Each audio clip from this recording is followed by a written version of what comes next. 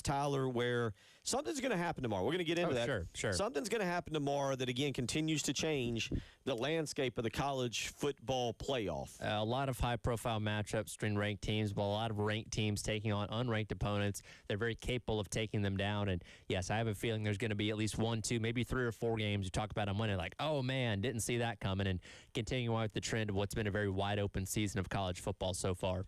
We'll give some picks here from ourselves coming up in just a little while and discuss what we think. I've got a couple, I say upsets for tomorrow, but I'll let Tyler decide if they are upsets or not. Brian Edwards of VegasInsider.com will join us coming up this hour. I always forget this, 12:30?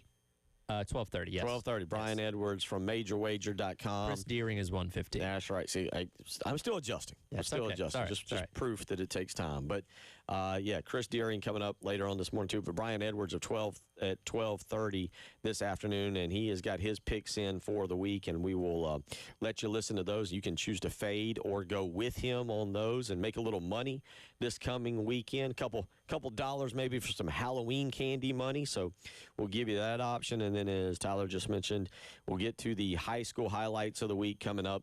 Going to be a chilly night. Going to be probably a great, football night where you got that chill in the air. You got to bundle up a little bit. Yeah, when I walked out of the door this morning, that was the first time. We've had some cooler mornings, but that was the first time I was like, okay, yeah, this is what mid-October was supposed to feel like when you're going out to those games tonight, across the Midlands, across the state. You bring your blanket, bring your thick jacket, buy some hot chocolate at the concession stand to keep yourself warm like that. That's the fall feel we all go for. Yeah, you don't have to worry about sweating it out tonight, and but we'll catch up with Chris Deering and get the lowdown on the weekend, the Friday night slate of games coming up here in the Midlands and across the state. So we got that going for us. Along the way, we're going to get you set. We're going to do our last deep dive into LSU and South Carolina. And, we're going to take you down a path, a little PTSD.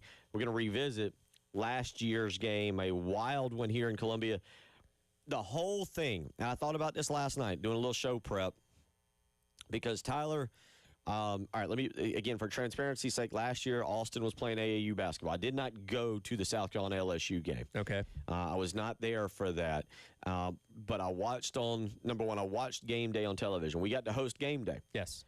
And that was a kind of a surprise when that occurred. I believe the general thought was that if Kentucky had beaten South Carolina, they would have been in Lexington for Kentucky, Georgia. Yes, that was that night. And then when South Carolina won, they went with South Carolina LSU. But it was a day that I think caught everybody by surprise last year.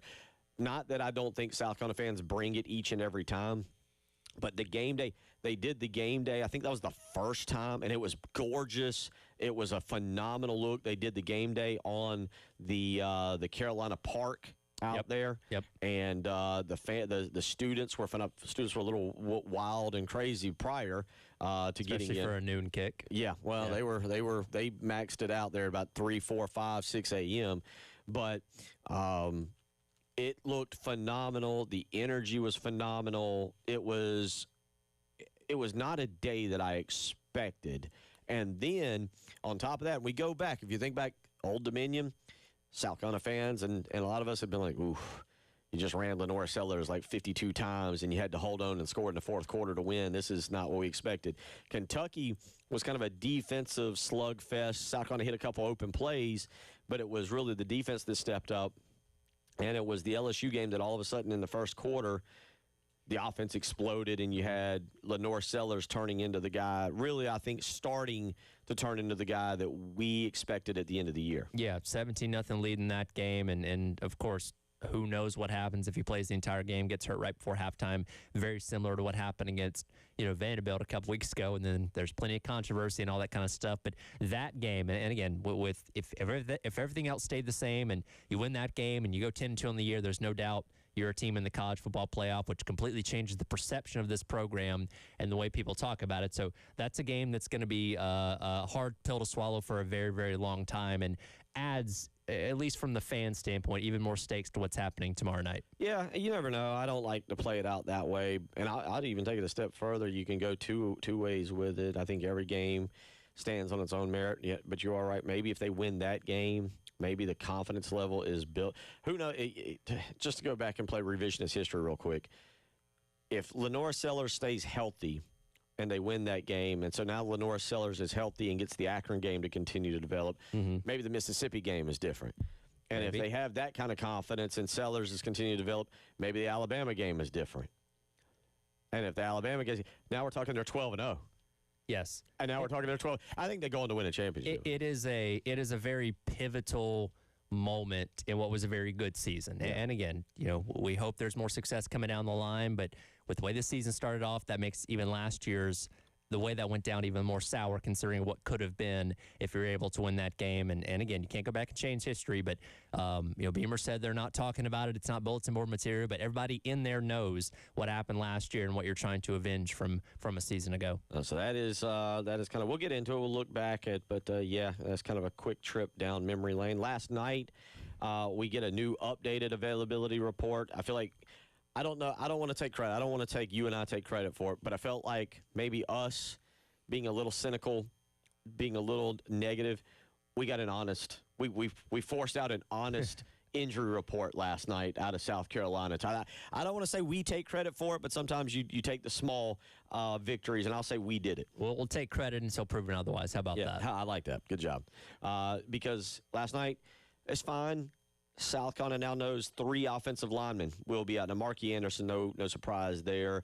But Case and Henry and Nolan Hay both moved completely to the out category. Yeah, which we kind of figured because they were in the doubtful range, which again means they're only about a 25% go out coming off Wednesday's availability reports. So yeah, those guys are shifted out, so no question about them not being able to factor in tomorrow night, which you'll be able to essentially go with the same starting 5 you had last time out against Kentucky. But the big positive here is Judge Collier coming off of the injury report. Now, he was in, was it questionable or is it probable on Wednesday night? You felt like his opportunity to go was pretty high. Still have Miles Norwood and Troy Pikes on there, but obviously Judge Collier being your primary other cornerback that you just haven't seen a lot this year, getting him back going to be a go for tomorrow, and that's going to be a big factor in this game, I feel like. So that was that for LSU. Keep an eye on. There's some guys on their little injury report that I think they're going to be fine, I think.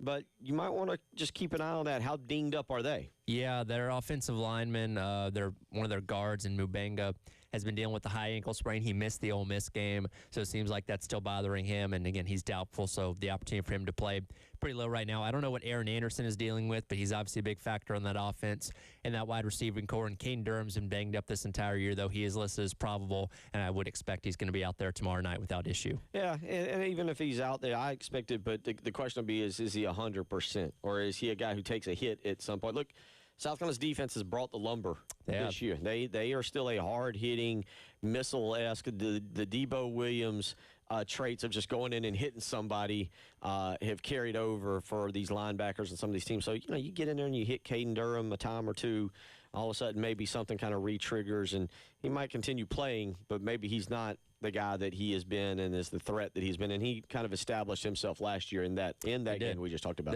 He had 98 yards, I think 2 touchdowns in that game. And, they didn't run the ball effectively all season long last year, but that was definitely one of the better performances that he had. And I'm sure they're looking at tomorrow night as an opportunity for him to break out and maybe get back on track, with this game.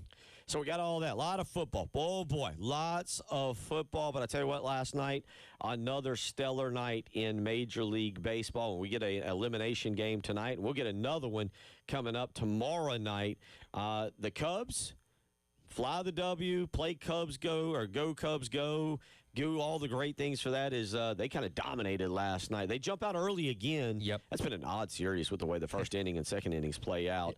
And then they just kind of roll all over the Brewers last night. Yeah, typically in this series, if you win the first or second inning, you're probably going to go on to win the game. But, yeah, complete dominant performance there by the, Cubs to keep hope alive. Jen, obviously very happy this morning with their Cubs there. And then we got a moment in the other game, the early game, which, again, I don't know why they scheduled it the way that they did, a moment that's going to live in infamy for a lot of Philadelphia Phillies fans that we're going to be talking about for a very, very long time to come. Yeah, unfortunate error there to end the game. And I don't know, is that a way, do you like a game if you have no rooting interest? And I didn't. I mean, I'm pulling for the Dodgers because I have the Dodgers, and, Sure, and I do too. I want to be right. And I hate the Phillies. Okay, So. all right. So see, you hate the Phillies and you got the Dodgers. So I got to admit, I'm kind of a Bryce Harper fan. He's lived up to the hype. I'll say that much. You know what? I like him. I've come around on him. As a person with no necessary rooting interest, I got to admit I'm okay with how the game ended because it was a great game. It was a great game. And to have phenomenal. not a controversial ending, but one that it will be talked about. Sure. That kind of puts a cap on a really good game. It does, and it's one of those things. Again, he had the play at first. If he throws it first, regardless of if the runner crossed home plate or not, if you get the out at first, right. A game continues, innings over, bases were loaded, and 2 outs there. And when you see the dribbler get hit, I'm watching it, but you're almost kind of like you're not on the edge of your seat. I'm like, okay, he's going to toss to first base. Inning's going to be over. We're going to go to 12th. And then when he misses the throw to home, and like Real Muto is pointing at first base, like, no, throw it there, and he throws it wide to the right or whatever of home plate, and the winning run scores. You just kind of sit there with your mouth open, like, did that happen? Did I really just see that? Confuses you too. It confuses me you're too. Like, wait a minute, was there one out? Because like he almost like he overruns it a little bit, and I guess kind of second guesses it instead of throwing it first. Like, okay, now I get out at home. He just a lapse of judgment in the moment. That again, I don't think he slept any last night. I don't think anybody talked to him on the plane going home. We're talking about Orion Kirking, the pitcher on the mound for the Phillies there. But yeah, that's going to be talked about forever. Yeah, that was a very, very tough blow, and we'll talk a little bit about that today because it was a really good night, and you got some elimination games coming up to go along with a great weekend of football. Also last night, I think it's time to press the panic button. Something ain't right with the Eagles if you're an Eagles fan. I'm not going to chalk this one up to, hey, the Giants might be turning the corner with Jackson Dart. Yeah, there's some internal strife that's starting to rear its ugly head. People are getting very sick of Jalen Hurts, philosopher-esque type quotes after games when they lose.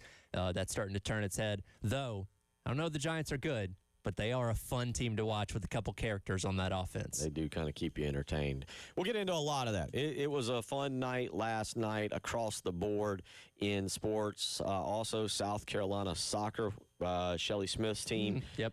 Blowing the doors off of Texas. They are yesterday. off to a really good start this season in SEC play. Yeah, 5-1 yesterday. So all around a phenomenal sports night. But we'll talk some football because that's what drives us. And coming up next, who does this game matter a little bit more to? There's a lot of different ways to look at it, and how is each fan base looking at it? We'll play a clip and let you hear some of that too. You're listening to the Halftime Show.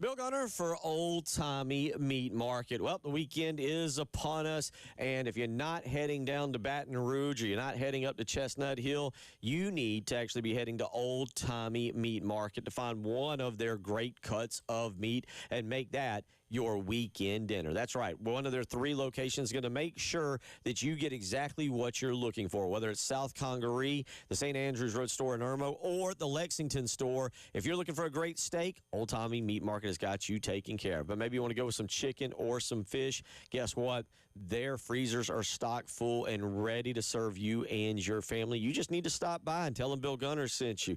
So go by one of the 3 locations, South Congaree, St. Andrews Road in Irmo, or, again, the Lexington store, and check out all the great things they have. They also have thick-cut bacon, breakfast biscuits, soup for a cold night. You can't go wrong stopping at Old Tommy Meat Market. The Gunner family does, and it won't disappoint you either.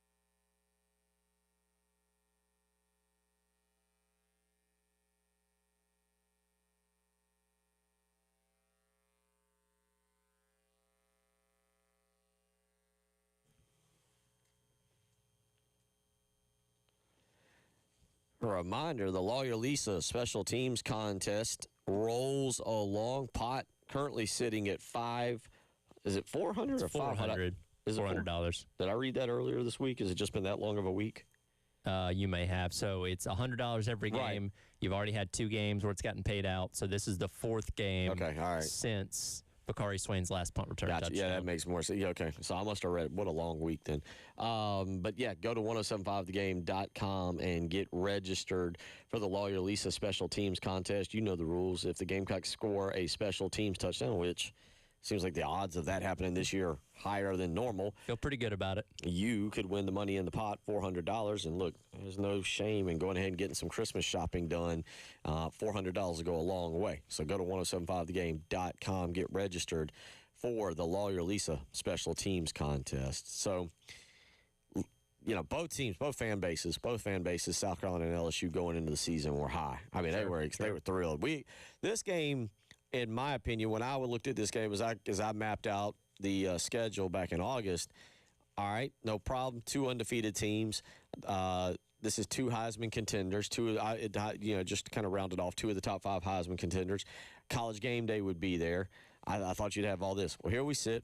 4-1 LSU, which truthfully there's no shame, and 3-2 South Carolina. Which again, you look at Vanderbilt and you look at Missouri, and there's kind of no shame in that. Like it's not ideal. You'd want to win the games, but somebody's got to lose. And South Carolina sitting there at that. But both fan bases are just kind of like, all right, what are we doing out here? Yeah, and I feel like the LSU fan base may even be more upset than the South Carolina one is, even though they're in much better stand. But yeah, neither team has lived up to what either fan base thought they were going to be at the 5-game mark of the season. This is Hunt Palmer, who was on with Tyler and Jack and the guys on Wednesday. He was talking about the vibes to start this. Was it Wednesday or Thursday? It was yesterday. Vibes to start the season from Baton Rouge. Here is what Hunt Palmer had to say regarding the fans down in Baton Rouge. Well, that probably goes back to the spring and then back to August when you look at this roster and you realize the financial commitment that LSU and its boosters made in the transfer portal to add to a roster that returned a 5th-year quarterback who threw for 4,000 yards, which is the 2nd highest total in the history of the school. It was a fever pitch around here in August in terms of the expectation. And you go on the road into a madhouse at Clemson and you beat a top 5 team on the road, and all of a sudden you feel like, okay, this team has got what it takes to compete for a national championship. And so that's the curve that you are graded on when that's the start. Well, now we look back and Clemson's not very good, and LSU's offense has looked pathetic, even though they have gotten off to a reasonable start to the season, only losing 1 game. You beat Clemson in Florida basically with no offense, and that's a concern. And it reared its ugly head against Ole Miss when the offense was pretty feckless, and Ole Miss with a backup quarterback who is probably better than their original starter, beat you pretty badly, which wasn't indicated on the scoreboard. So things are a little tense here in Baton Rouge. If you could beat South Carolina at home and then go to Nashville and beat Vanderbilt, I think things would calm down and set up a monster showdown at home at night with Texas A&M. But everybody right now, because you're grading on a championship-level curve, that's the expectation, realizes right now the offense doesn't look anywhere close to that. The defense does, but the offense does not, and that gives people a lot of pause. And he said that's the key word, a championship-level curve, because in year 4 for Brian Kelly, it really, honestly, whether it was said out loud or not, it was kind of championship or bust for them this year with Nussmeier back. He mentioned estimates have put it around $20 million spent on the transfer portal, one of the best transfer portal classes in the country. The expectation wasn't, just get to the college football playoff. It was get there and win the whole thing. Well, and that's the expectation always at LSU. And again, their last 3 head coaches have all won national championships. And I would say outside of Nick Saban that Brian Kelly's a better coach than Les Miles and Ed Orgeron, and those guys found success there. So you're waiting for them to finally get over and break themselves into that elite status. They've been good. They've always been good and have been good in the 4 years under Brian Kelly, but there's always that one thing holding them back. And for the past couple of years has been the defense. Again, Jaden Daniels, Heisman Trophy season, that defense couldn't stop a nosebleed, and They'd score 60 points, but they give up 58, and that's what kept them from being in that elite level of college football. Now the defense is figured out. They're playing phenomenally, and the offense can't get out of its own way. So there's this growing frustration with this fan base of like, why can't we put together a full team on a year in, year out basis to be able to compete with the best of the best in college football? And again, there's no shame in losing to Ole Miss, but if they played that game again, I don't feel like they'd win that one either. And there's just a growing frustration of like, okay, when can we finally put it all together? And if you lose this game to South Carolina, I think people throw up their hands and say, okay, well, there goes the season. There was our chance, and we blew it. But also, to be fair, when you look at LSU's schedule coming down, and he just mentioned, well, I guess you'd throw Vanderbilt in there as well, but he also just mentioned the Texas A&M game. You know, the general consensus is that South Carolina is not on the same level as those teams. And it's kind of your point. Well, if you can't beat South Carolina, how are you going to win these other games that would put you in there? Because if LSU loses tomorrow night, their playoff hopes are not done. Not technically. Two losses will get you in. Sure. You got to do a few things besides just win out, but they're not done. South Carolina, on the other hand, at 3 losses, You'd be done. Ball game. You'd be cooked. Check that one out. But LSU, and again, you look at it moving forward. A&M, you got the bye week. Then you got Alabama. We don't know what in the world Arkansas is going to be. Western Kentucky, and then you still have Oklahoma. So, you know, again, of their remaining 6 games, 4 are against current top 20 teams. Yeah. Again, like you said, the hope is not lost if you lose South Carolina, but the belief that you'd be able to reel off nothing but wins after that. Kind of like what I think what South Carolina fans are feeling right exactly. Now. Again, we know what the next 5 games are, and if you want to keep your hopes alive, and not only for the playoff, but just having something to salvage from this season, you got to go in there and get that win against LSU coming up tomorrow night. So, yeah, a lot of stakes for both fan bases going into this one for sure. We'll continue talking about that, but coming up next, we'll get to Brian Edwards of VegasInsider.com. We'll get to his picks and look around the big picture of college football. You're listening to the Halftime Show.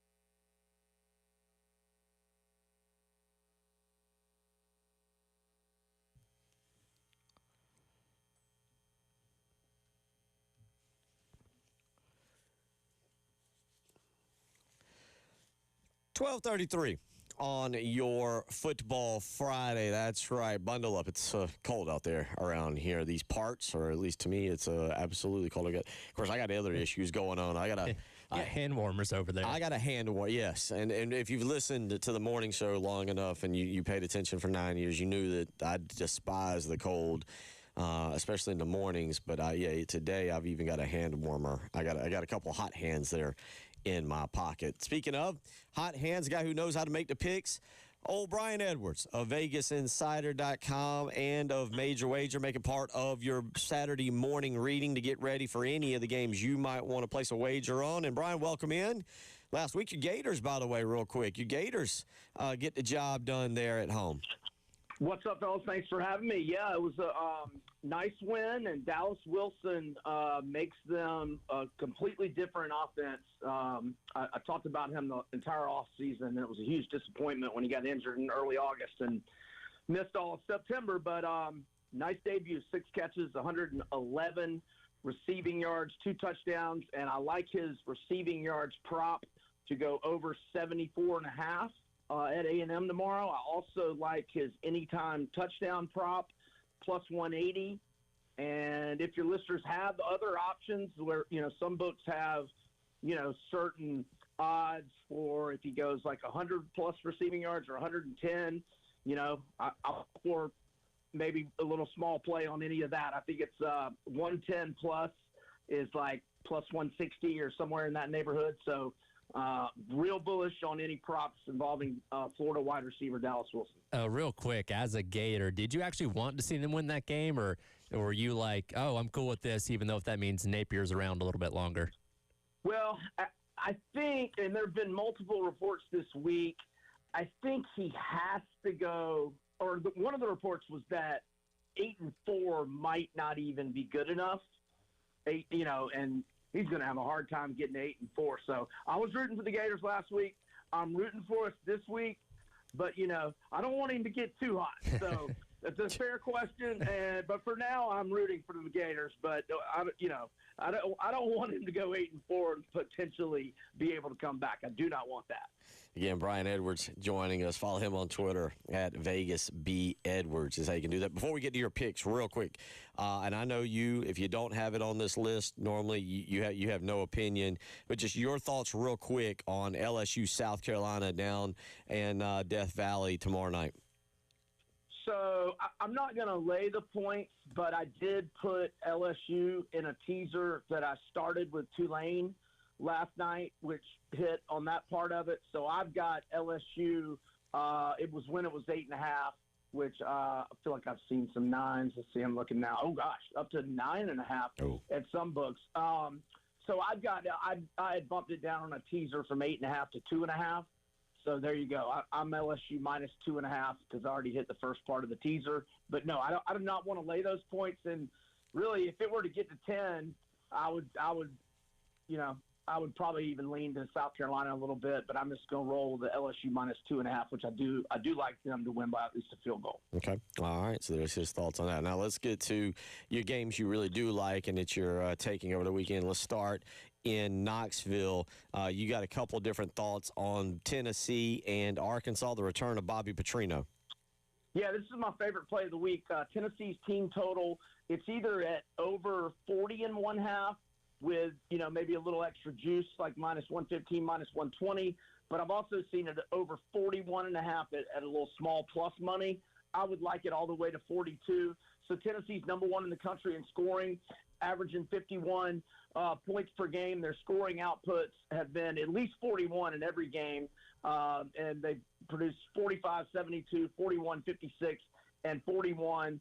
And the Razorbacks defense in the last 3 games has given up an average of 43 points per game. And by isolating Tennessee's team total, we're taking Bobby Petrino and Taylon Green out of the equation. Like, I would not be surprised if Arkansas hangs in this game. Wouldn't be surprised if they cover.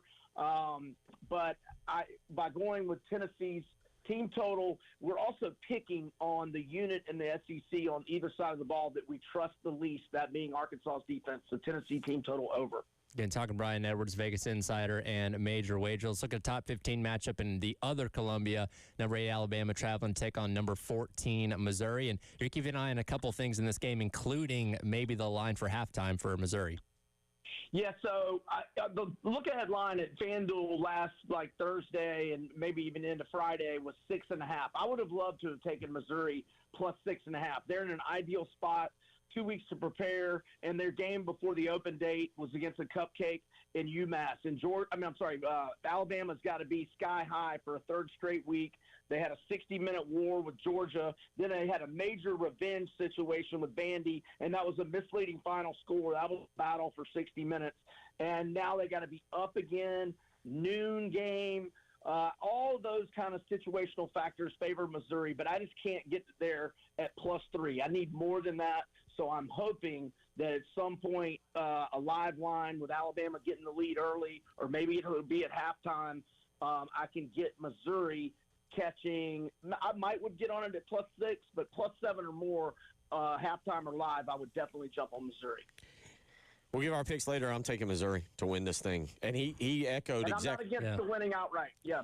You echoed what I just said about Alabama. Alabama's due for a letdown, and I think Missouri's better than we realize. Let's go to another one. Let's go to the Big 12. Texas Tech, maybe the most underrated team in the country, maybe taking on Kansas. Yep, and Texas Tech is a machine right now. Yes, they might be a team that people are sleeping on. Their NIL program, and I like the way they not only do they have a lot of money to spend, but they did it right. They invested in the D line and the O line mostly. I mean, they hit other positions as well. But Jalen Daniels, the Kansas quarterback, is having a great season. So I kind of don't want to mess with him and have a back door open with a 21-point lead late. So I don't want to lay the 14.5 with Texas Tech, but I do want to go their team total over 37.5. Kansas has faced two good offenses. They gave up 42 at Mizzou and 37 at Cincy. But I think Texas Tech's got a better offense than Cincinnati. Texas Tech only scored 35 last week, but they settled for field goals of 26, 33, 23, and 26 yards in the first half alone. And they had another 29-yard field goal later. So they should have scored way more than 35 points last week. Texas Tech, number 2 in the nation behind the balls and scoring, 48.6 points per game average. So let's go Texas Tech team total over 37.5. Let's spin over to the NFL here. A couple 4-1 teams in action. Buccaneers taking on the 49ers. 49ers still playing well despite all the injuries. And I know lots of those guys have been injured, questionable right now, so their status for Sunday still not yet confirmed. But the Buccaneers have been finding a way to win. A lot of these games very close with the exception of their comeback against the Eagles, and that number being at 3 does reflect that for Tampa Bay once again. Yeah, they almost came back on the Eagles that game. Baker Mayfield's having a great year. I wish I would have got an MVP bet on him a few weeks ago when the odds were better. He's got a 10-to-1 TD-INT ratio, and they're thriving offensively, even without Mike Evans, because of the emergence of rookie wide receiver Emeka Egbuka. He has 25 receptions, 445 yards, and 5 touchdowns. Both teams are ravaged with injuries galore, but I think San Fran is banged up even more. Not going to have Ricky Pearsall. We'll know some more later today on the other injuries, but I like the Bucs -3. Staying in the NFL real quick, you have the Indianapolis Colts. Let's see here. No, how do I read this? It's teaser. Teaser. Yeah, okay. Yep. Give us another teaser that you've got here in the NFL. Yeah, I got Broncos Colts in a teaser. I like that a lot. If you want to make it a 3-teamer and get better odds, you could also throw the Steelers in there. The great situational spot for the Steelers. They are coming off their open date, 2 weeks to prepare, and the Browns had to fly back from across the pond. So I think the Steelers will win outright at home, bump the Colts down to -1.5, and Denver's over in Europe against the lowly Jets. You can bump them from 7 or 7.5 to either 1 or 1.5. So any of those 3 teams, I think, are good teaser teams. Real quick, because I want to get to these other ones. That scheduling quirk, I don't understand why the Browns did it, but this is a Browns thing to do. They have the option to take the bye week off of an international game and chose not to do it. That is a very Browns thing. Wild. It is only the second time in the history of the NFL. Of course, they haven't been playing these international games forever, but that a team is coming back from an international game and playing a team off of a bye week. Oof. And anyway, so the Browns, they give the teams an option to take the bye. and the Browns turned it down. Of course they did. And it's a division rivalry game. That's just vintage Browns. Right. Another game looked at here, Sunday Night Football, got the Chiefs playing host to the Lions. Chiefs kind of trending down with the loss on Monday night to the Jaguars. Lions playing some of the best football after coming off that Week 1 loss to the Packers. And Chiefs slight favorites, but you like the Lions in this one. Yeah, smaller play amount-wise because it's never smart to go against Mahomes at home, and especially in bounce-back mode. But the Lions, I've got them number one back to number one, which I had them preseason number one in my power rankings and had to drop them after the Packer debacle in Week 1. But they've been lights out since then.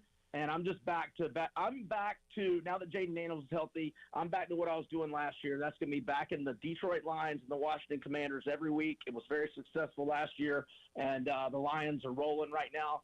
So give me the Lions +2 or 2.5. Real quick, I don't think we've hit this one, and I got about 30 seconds. Commanders, you just mentioned them. They got the Bears. Yeah.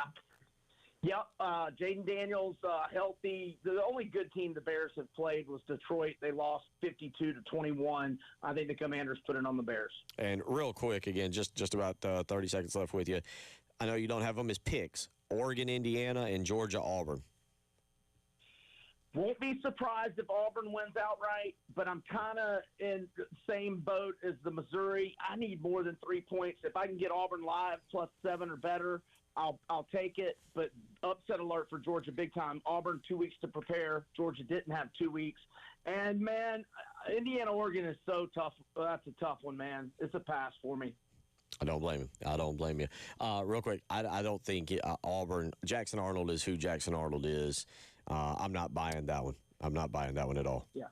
So. Well, we'll see. They're at home. Jordan-Hare can be magical, kind of like the Swamp last week. And, look, 2 back-to-back road losses, 1-possession games. They covered in one. They should have covered in both if not for that late safety against Oklahoma. So I'm not as down on Auburn. We'll see. Brian, we always appreciate it. Make sure you follow him on Twitter. Vegas B. Edwards is how you can do that. Also, check out VegasInsider.com and MajorWager.com tomorrow morning. Take care, big guy. Look forward to catching up next week. Thanks, all. Y'all have a great weekend. Take care. We'll come back, wrap up hour number 1. It is the halftime show.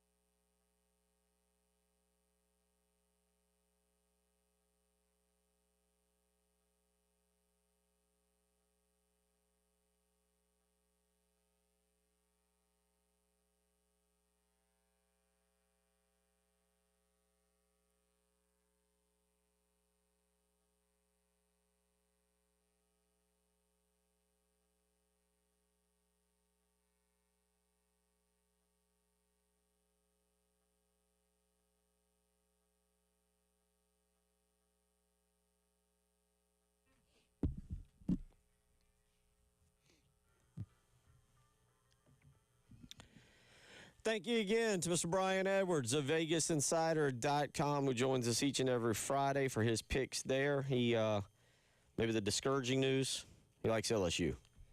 Yeah, and the fact that it sounds like the line is moving now, maybe there's some insider info about the status of Nussmeier maybe being a little bit healthier than he has been in recent weeks, and belief that he's going to be able to open things up a little bit more offensively, which that doesn't surprise me because that's, when you talk about quarterbacks being injured, we saw the same thing with the line with Oklahoma and the status around Mateer this week as well. So, yeah, I feel like a lot of people are probably leaning towards LSU in this one, especially considering the fact it's in Baton Rouge. For the sake of Brian, though, he did say that the way he liked it, he took LSU in a teaser at 8.5 and got him at 2.5. He paired it with Tulane last night. Tulane had to score a touchdown in the final minute. Very good game. They got because they got up 12-0. ECU came back, was tied at 16, and then Tulane just went on a long drive to end that game. A face mask that would have negated a 5-yard loss, put Tulane right up there on the in field goal range, and they won it. But yeah, that was my second screen option for a while last night. It was a wild game. Yeah, I agree with you. Also, just last night, because I kind of was just seeing it go across your, I want to say your closet favorite team, Kennesaw State. Yeah, dominates. I got a little soft spot for the Owls. Hootie hoo. Yeah, nice to see. Anyway, that was last night. Also, last night was the Major League Baseball playoffs, and Captain Dave, this is going to be cut number 18 on our cut list. This is how the Dodgers and the Phillies ended last night. Here is the call of the final play of the game. Hess breaks his bat. Kirkring got to find it. Throws to the plate. Oh, my goodness. He throws it away. And the Dodgers have won. The Dodgers win. And they are moving on to the NLCS. And just for the record, by the way, I questioned what the Blue Jays were doing the other day, beating, not winning. I get it, celebrating, but the champagne and everything in the locker room. Yeah. I guess after a divisional series win, this is what you do because the Dodgers did the same thing last night. I guess so. It's kind of the trend now. Again, if you don't have a trophy, I feel like the celebration should be dialed down a little bit. But maybe in the manner that you won, maybe that dials it up a little bit because, yeah, it looked like we were heading for a 12th inning at that point in time. Dodgers had the bases loaded, and again, he had the out at first base. And look, we've all, no matter what sport you played, baseball, football, basketball, we've all had those moments where we did something dumb that if we had 10 seconds to think about it, we would have done the right thing. And unfortunately for Kirkering there, he makes a bad decision at the absolute worst possible time. Well, it's what makes the greats great, is in that moment knowing what to do and making the right play. And nothing against Kirkering, but yeah, he made the bad decision. Whether he forgot how many outs there was, whether he thought that was the easiest out, whatever his decision was. I did like how the Phillies tried to pick him back up. They understand. There's a lot that goes into it, and you don't want one play. This is the sad part. You don't want one play to define your season. Sure. But when you're like the Phillies, and it is basically win the World Series or bust, like you're built for this, that is devastating to spend 162 games playing and then get through the playoffs, and that's how you're going down. Yeah, and look, pitchers are head cases anyway, and we have no idea how this is going to affect him going forward. So, true. Dogpiling on him and kicking him while he's down probably not going to do any good. And, everybody was, hey, man, a pat on the back, and I'm sure he sat by himself on the team plane flying home last night. But yeah, you hope somebody sat with him. And which, by the way, when you combine this with the Eagles' loss last night, tough night to be a Philly sports fan. Well, the funny tweet I saw, because as you mentioned, Jalen Hurts had a wide open Devontae Smith for a very long touchdown, and he missed him, just flat missed him, and somebody showed the video of it and said, still not the worst throw by a Philadelphia athlete tonight, last night, but certainly a really fun. The other thing about that was a fun game. That was a fun game, sure. It might get a little skewed in how it ended and everything, but it was a really phenomenal baseball game to watch. A low-scoring pitching battle in the postseason is some of the most intense baseball you can watch because you're hanging on every pitch. I wasn't alive to see it, but like when the Braves won the World Series against the Indians, a 1-0 game, you're hanging on every pitch because everything can change with one swing of the bat, and that's what happened last night. Detroit, Seattle in an elimination game, 8 o'clock tonight. That game is out in Seattle. George Kirby going for the Mariners, but Tariq Skubal going for the Tigers. Now, the Mariners have had success against him. They're about the only team. He's one of the best in the business. Yep. 803-404-6100 on anything you've heard this afternoon. We'll come back. Next segment, prepare accordingly. We're going to revisit last year's South Carolina LSU game.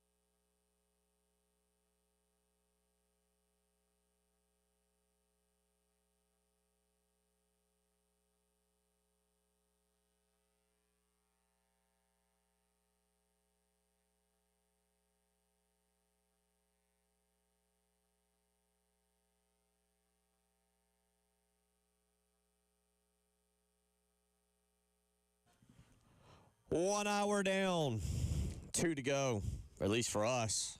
Hopefully your afternoon is going to be kind of short as well. Bill Gunner and Tyler Head, Captain David Dare rolling along here and getting you set for the weekend where we've got baseball tonight, NHL, if you want to go down that path as they're getting their season going, preseason NBA. If you want to get wild and wacky and really go off the path. You can't watch LeBron. He's out with sciatica, I heard. He'll be out for a few. He's going to miss the start of the season. So, lovely. Great. We'll have to hear about that. Father Time catches up to everyone, man. Yeah, that's just great. But, yep, after his big announcement that he's being at least he's got the Hennessy deal now, right? He's got the Hennessy deal. He can miss a few games with the sciatica. So, but no, and then you got college football tonight. We laughed last night. It feels like East Carolina's taking up residence on the Thursday night game. South Florida feels like it's taking up residence on the Friday night game. By the way, sneaky matchup. That's a 4-1 North Texas team. Don't overlook them. They're going on the road, too. Might be a little bit of a trap for South Florida. You got that coming up at 7:30 on ESPN2 tonight. Well-known Big Ten battle. Years and years of this rivalry. Rutgers traveling all the way across the country to take on Washington at 9 o'clock on FS1. By the way, for what we say about East Carolina holding residency on Thursday nights, I feel like Rutgers is just like the quintessential Big Ten Friday night team, right? Like, I feel like most of their games that I've seen them play in the Big Ten are on Fridays. Didn't they play? What is it? Did I have one a couple weeks ago when I'm probably blanking on it? I know I watched them play Iowa one night, but now I'm not sure if that was a Friday night or when I saw that. I'm thinking... Which, for visibility, it makes total sense. For me to be watching Rutgers, Iowa, I'm pretty sure it was a Friday. I don't think it was a Saturday, but I could be... If you had other options, you were probably seeking those other options at that point in time. Let's see. They, did play Iowa on Friday. They opened up the season on Thursday. Let's see. That's actually the last Friday game of the season, but I feel like over the past handful of years, they played a lot of Friday games. So Rutgers, Washington, though, tonight, FS1, and then also at 9 o'clock, Fresno State, Colorado State on a CBS Sports Network. So you got that going. We'll get to South Carolina and LSU. We're going to revisit last year's game. But real quick, kind of a sad note. Although when you pass away at 106, what a life. You've lived a heck of a life, and there's maybe not a mourning as much as a celebration of life. But if you didn't see, Sister Jean, the what do we want to call her? The super fan for Loyola? Was she the team chaplain? Or what was her actual role? Was she the chaplain? I don't feel like she was the I thought she was just a super fan. Okay, maybe she was just super. I mean, she's obviously involved with the university. Yes. I didn't know if she had a direct role with the team or not. But again, she was the mascot of their magical run in the 2018 tournament. Yeah, passing away, I guess, last night at the age of 106. Again, when you get to 106, you've lived more than a full life, and it's something to. What'd you say there, Dave? She was chaplain of the team. Chaplain of the team. Chaplain. Okay. She was a chaplain team. Okay, yeah. So, but certainly I do just thoughts and prayers with her and her family and the Loyola Chicago family out there. I think she taught us in 2018. I don't care how old you are. You can be a super fan. You can pull for your team unabashed and enjoy every moment of a great run. We around here had Gamecock Larry for the longest time. Absolutely. But thoughts and prayers to Loyola Chicago, her and her family as well. Always cherish your super fans no matter the sport because, again, they're special. And I know I'm sure with the season starting in a couple weeks, they'll probably have some kind of nice tribute to her to open up the season. And, she was a special part of that run to the Final Four back in 2018. There you go. So, little news there. 803-404-6100. We hate to do it to you, but part of the storyline for tomorrow night is what transpired, not just the bad of it, right, Tyler? Like last year, one of the little storylines was the LSU game was the Lenora Sellers showing up without goggles. It was, yeah. That was kind of his, emergence game, if you want to call it that, for the half that he did play. And from a pure neutral standpoint, fun game to watch, I'm sure. Yes. If you didn't have any stakes in it, like, wow, two teams kind of going back and forth. Comes down to the very last second there, like a high-profile, fun game for 4 quarters. Unfortunately, it didn't go South Carolina's way. Here's a little reminder of last year's game.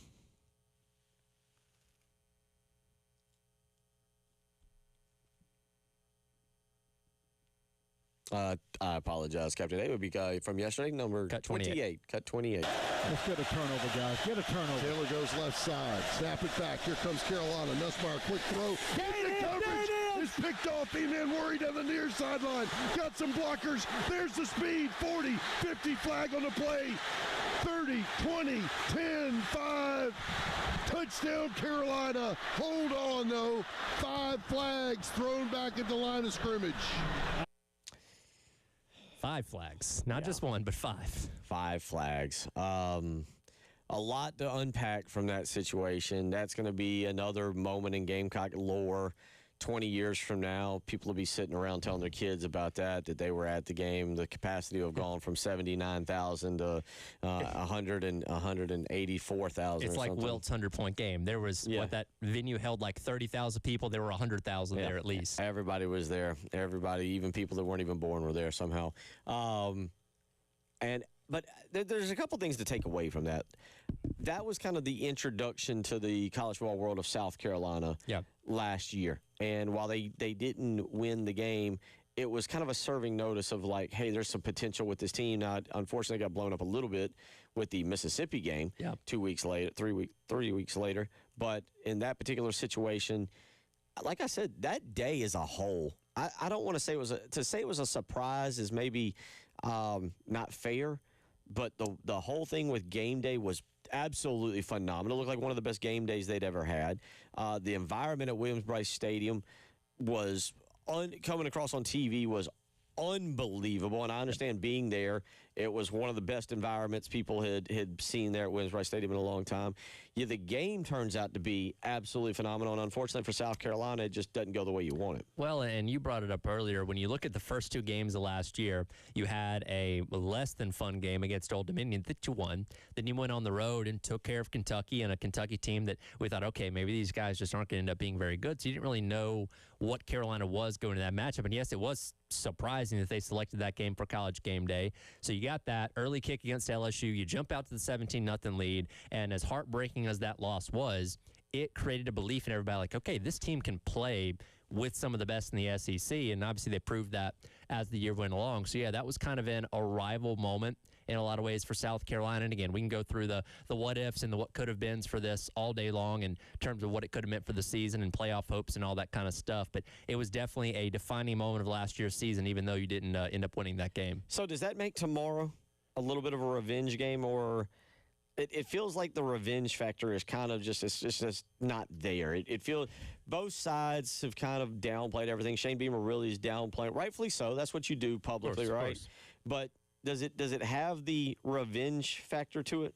I think inside the doors of the locker room, that's certainly a talking point. Again, Beamer said, we're not discussing that. It's not something we're thinking about, but it's one of those things that everybody's kind of aware of, right? Like even for the guys that weren't here on the team a year ago by being freshmen or coming in from the transfer portal, I'm sure they've been told plenty about what happened a year ago and kind of what they're trying to get revenge on, what they're trying to vindicate from last year. So it's something that's on everybody's mind. And I don't know if that's what's written on the whiteboard in the locker room necessarily, but everybody is aware of what happened. And, you're going into a tough environment tomorrow night trying to essentially get your lick back. And again, take a team that's good but has a fan base that's teetering a little bit and make them feel kind of the pain you felt a year ago.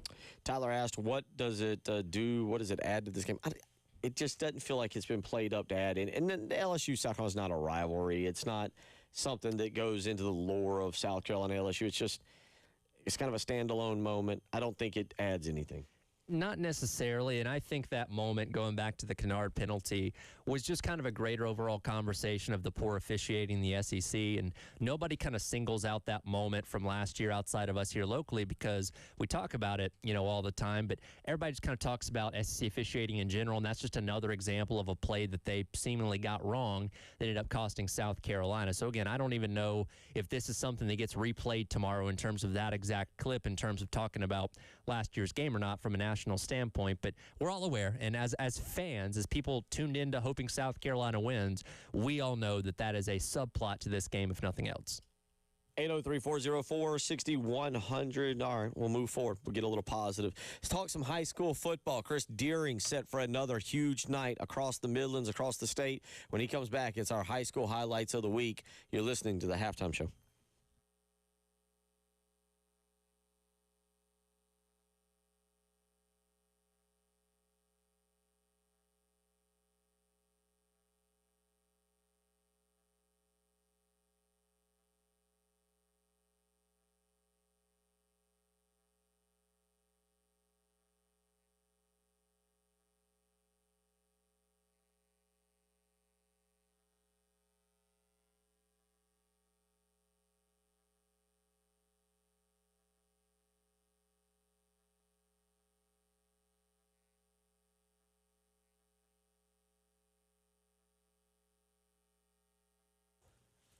Bill Gunner for the Mortgage Guru, Jacob Crowder, and First Palmetto Bank. Here we are nearly to the middle of October, and one of the things that you might be focusing on is your home and reading some of the interest rates and what's happening with those.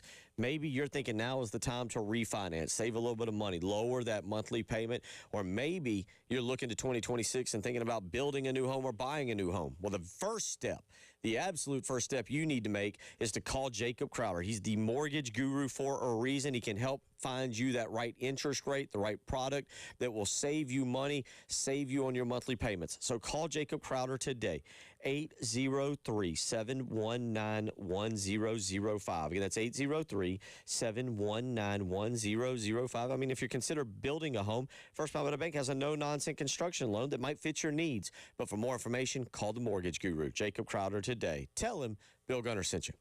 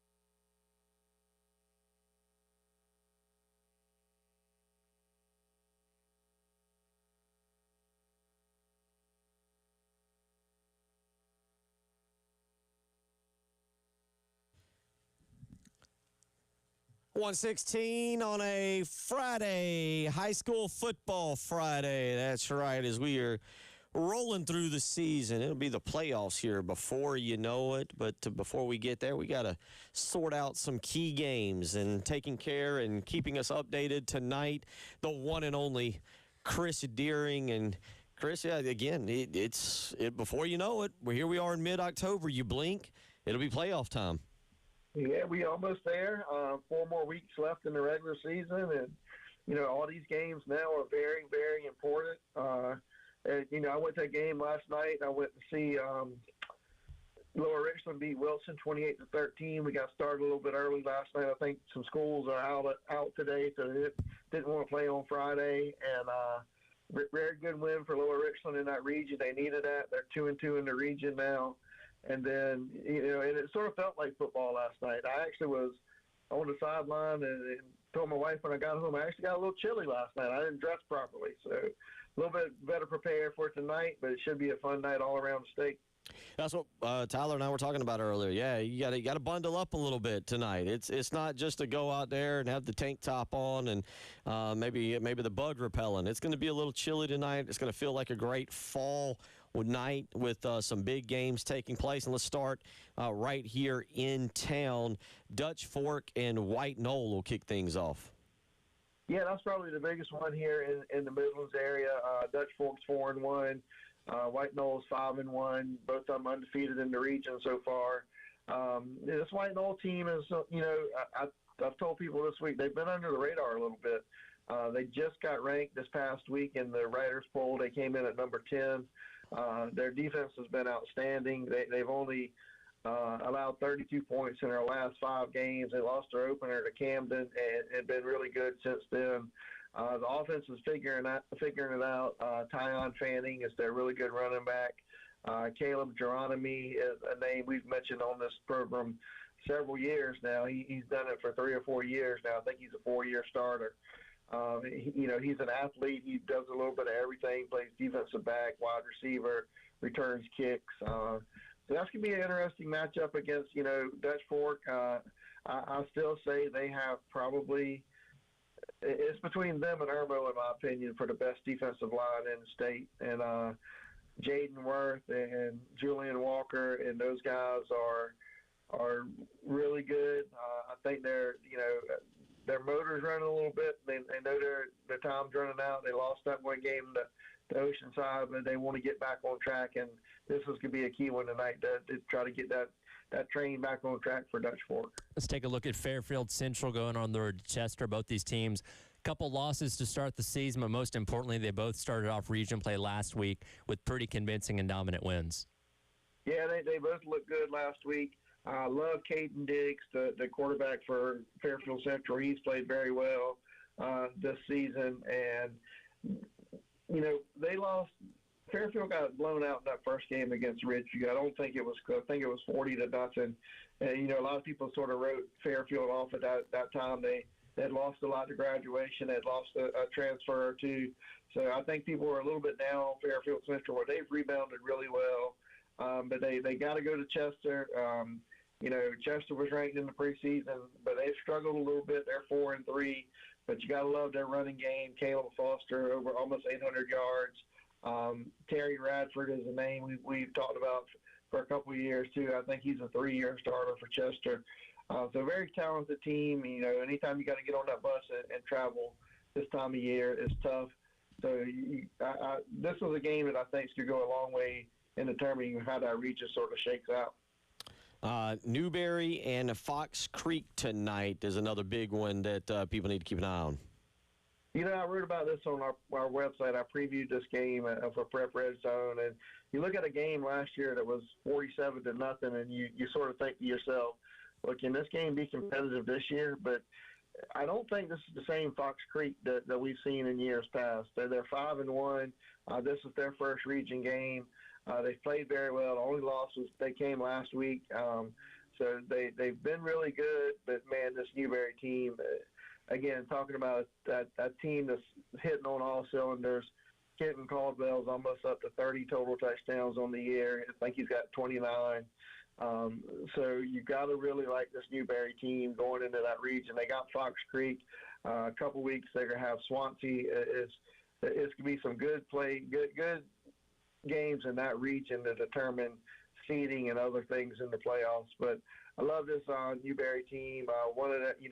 They got a South Carolina commit in Jamel House, but they got a transfer back from Ben Lippen. He was at Newberry, went to Ben Lippen for a year, and he's back. And Jameer Crooks, he made the North-South game. I think he's made that team really better. I think he plays both ways, wide receiver and defensive back. So he's been really good for them as well. Previewing high school football with the guy Chris Deering here on the AAA Heating and Air phone lines. Take a look at Ridgeview, who started off red hot in region play, outscoring opponents by a combined 82 points, taking on a Lugoff Elgin team. It's looking to avoid a 1-3 start in region play. Yeah, this is again. I wrote about this game on our website, and again, last year this game was 50-0, and just in the back of my mind, I don't think that can happen again with the playmakers the Lugoff Elgin has. But that again, Ridgeview's defense, I think is maybe underrated somewhat because people look at that offense and what they do, but that defense is as good as you're going to see in this area. They're fast, they're physical. They plug guys in that maybe, they have an injury or two. They plug somebody else in and they don't miss a beat. I know Jordan Best, their good defensive back that's committed to Georgia Tech, I think it is.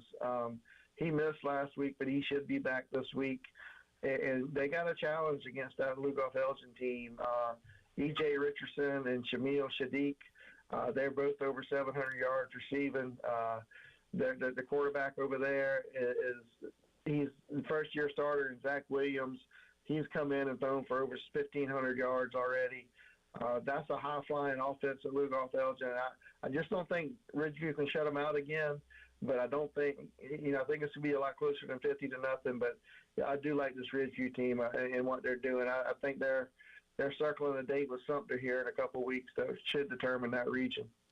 Sometimes you just read out two names, and it's rural football, and it just sounds like a lot of fun. Pillion, 4-2. Saluda, 4-2 tonight. Yeah, this is two teams that, maybe we didn't think would be in this position at this point in the region schedule. Saluda had to get a new coach after the coach went to election and then the offseason.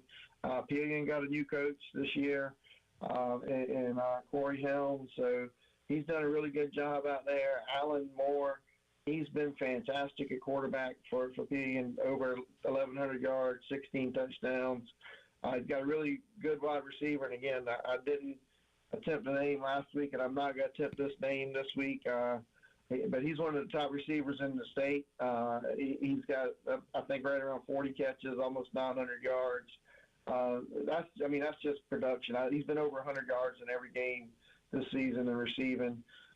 So Saluda's really relied on their quarterback a lot, and he's played well. And they got a running back, Christian Daniels, and Braden Williams is the quarterback. So again, I think this is going to be a game that's going to sort of get the pecking order in region play. They both started off with a win, and I think that the winner of this one can host a home playoff game, and I don't think that's been done at Pillion in a number of years. Saluda did host last year. They had a really good record, and they're in line to get there again. But this is going to be, I think this game tonight is going to determine, again, if you get that first round, second round game at home, or if you got to go on the road. And talking high school football with Chris Deering here on the AAA Heating and Air phone lines. Let's go statewide. Burns taking on Gaffney. A couple teams capable of scoring a lot of points, but also giving up quite a few as well. So this might be a classic take the over type of game between these two. I would take the over on this one, yes. 100% I back that. And two teams don't really like each other from what I've been seeing on some message boards and things this week. They have a pretty good rivalry. They don't like each other. They're both 4-2. This could be, again, a pecking order game for region play. But, Gaffney is, Gaffney's a team I can't seem to figure out. It don't seem like, they had the quarterback situation where they were playing two quarterbacks earlier in the year, and the kid transferred, after game 3 or 4. I can't remember which one it was. Now he's at Ridgeview. If he plays again, it's sort of up in the air. But it's they've played well, and they've done it with a younger quarterback that transferred in, and I'm curious to see. I don't know where that game is, but I don't know if it's at Gaffney or if it's at Burns. But I know if you got to go to Gaffney at the reservation, I've been to a game there. Those fans are right on top of you, and it's hard to win in that scenario. Pair of 5-1 teams tonight. Greenville taking on Greenwood tonight. Yeah, Greenwood, that's a team, again, that's been ranked most of the season, but I don't think people expected that coming into the year. They've caught some teams by surprise, and they have the South Carolina commit that's playing quarterback, and his name escapes me right now, but I'm Tristan Lewis. Tristan Lewis, there you go. Mm-hmm. He's not going to play quarterback in college. He's a defensive back by trade, but he's played really well. I know Greenwood is their only loss is to T.L. Hanna by a point earlier this year. And Greenville, I'm surprised that Greenville, honestly, I'm just going to be honest, I'm surprised they're 5-1 and 3-0 in the region. Their only loss came in the opener to Dorman, and they've played really well since then. Really well defensively with a couple of shutouts. And this is going to be, I think it was a test for Greenville to see where they are. They did beat Gaffney earlier this season, so it's going to be, if they can beat Greenwood, they might be a lot better than maybe people across the state have thought they are. About 2 more minutes here. One more game we'll look at. Always got to show some love to the fighting Preston Thorns of Somerville against that take on James Island. Both these teams dominated their respective region openers last time out. Yeah, actually, this is a game I'd love to go to tonight down in the Low Country, and it looks like they're going to have a little bit of weather concern with that front coming in off the coast. And I don't think it's going to reach this area of the state, but I think they're going to play in some weather. I think it's going to be, sloppy football, but these are two really good teams, and if James Island can control the tempo, their defense is they gave up 14 points in one game this year, and then every other game they've only allowed one score, no more than one score in any other game. Bryson Bowers is a good defensive end for them. Connor Dantzler made the North-South game. He's the quarterback. Malachi Washington is their running back. He's really good. And, we've talked about the playmakers of Somerville before. You gotta limit what they can do offensively, and that's hard. That's easier said than done. But I like this James Island team. I think this is one they've had circled for a while. They hadn't beat Somerville in a number of years, so I think this is one they really want, and that's going to be a great atmosphere down there. Back when I played in the Stone Ages, you got a game in the rain, it motivates you a little bit more. I know people don't like to sit in the stands and watch it, but when you're playing it, it's a lot of fun. Chris, we always appreciate it. By the way, I will give a shout out. We don't have time to talk about it. 5-1 Scotts Branch, 6-1 Cross, also home to another South Carolina commitment, Caden Ramsey there. And good luck to those teams. Chris, man, good luck. Safe travels tonight. Dress a little warmer. Break out the long johns. Yeah, I didn't do it last night, but I'm prepared tonight, so we should be good. Go get them, buddy. Follow him on Twitter. @CDeering82 is the way to do that. We look forward to catching up with you next week.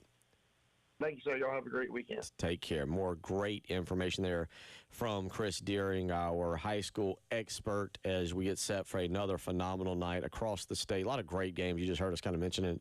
Another set of incredibly great games taking place tonight. And good luck to all of the players, the cheerleaders, the parents, the coaches, the administrators, everybody. We'll come back. We will take our big picture, look around at the college football schedule for tomorrow, offer some ideas. You're listening to the Halftime Show.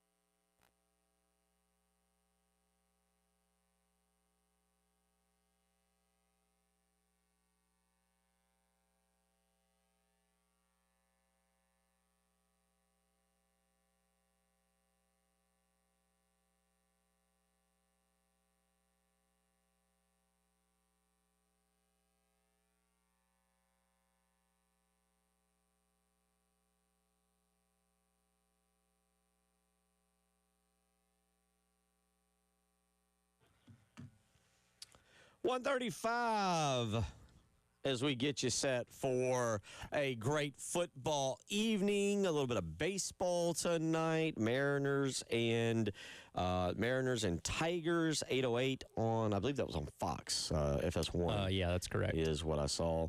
And then you got college football tonight, and that'll lead us into another great day. It looks like it's going to be a special day. Not only does it look like it's going to be a special day, it looks like I just think that there's something that's going to go down that's going to reshape either what we think of the college football season or reshape the college football playoff. There are a lot of prove-it type of games this upcoming weekend. You know, Missouri, as good as the past couple seasons have been for them, they've not had that powerhouse victory over a high-ranked team outside of Ohio State. But people question how much Ohio State was interested in that Cotton Bowl. So an opportunity to knock off what's looking like one of the hottest teams in college football. Indiana's going to go on the road to Oregon to prove if they're really legit in the race for the Big Ten championship or not. So some opportunities for some teams that, not that we're questioning their ability, we just don't know how good they really are yet. Some big matchups, just to name a few tomorrow.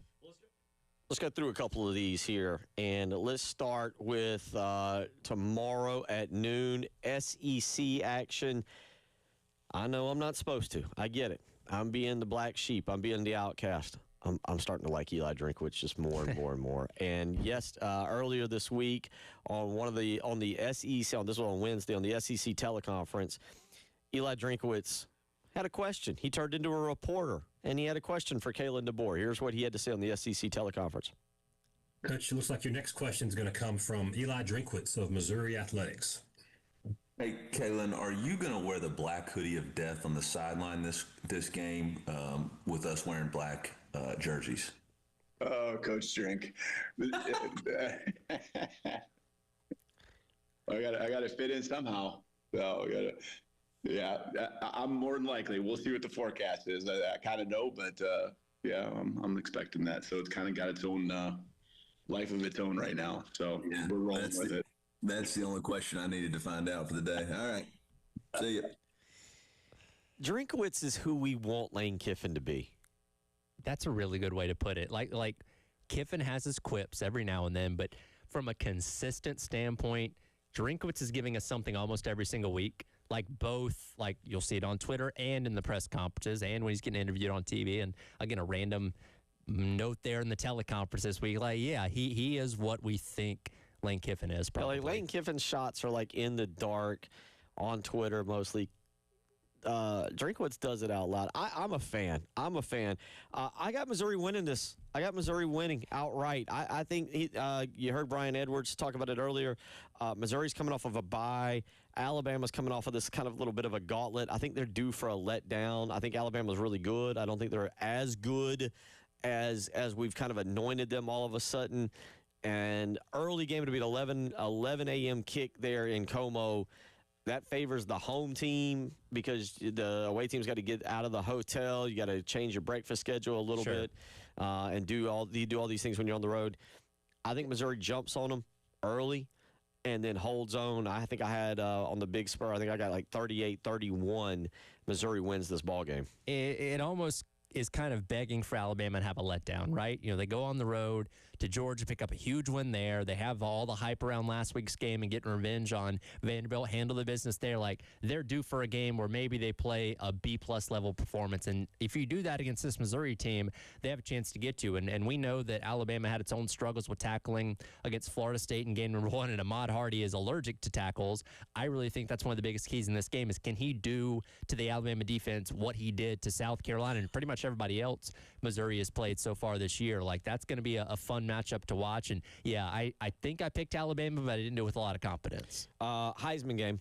If Ahmad Hardy has a big game tomorrow, he shoots up the list, I think, into the top 2 or 3. It's a showcase game for him. Yeah, and again, this isn't disrespectful to Carolina or Kansas, but he's not done that against what people consider a high-level elite defense yet. And Alabama, by the way, is not either. They give up run yards. That's the other thing. They give up a lot of run yards. They do give up a lot of run yards. They gave up over 200 yards to Georgia a couple weeks ago. But the brand of Alabama, doing anything against them, gets you a lot of credit, right? Yeah. So if he can do that against them tomorrow, and let's say he runs for a $160 and 3 touchdowns, and yeah, I think he shoots right up that Heisman list.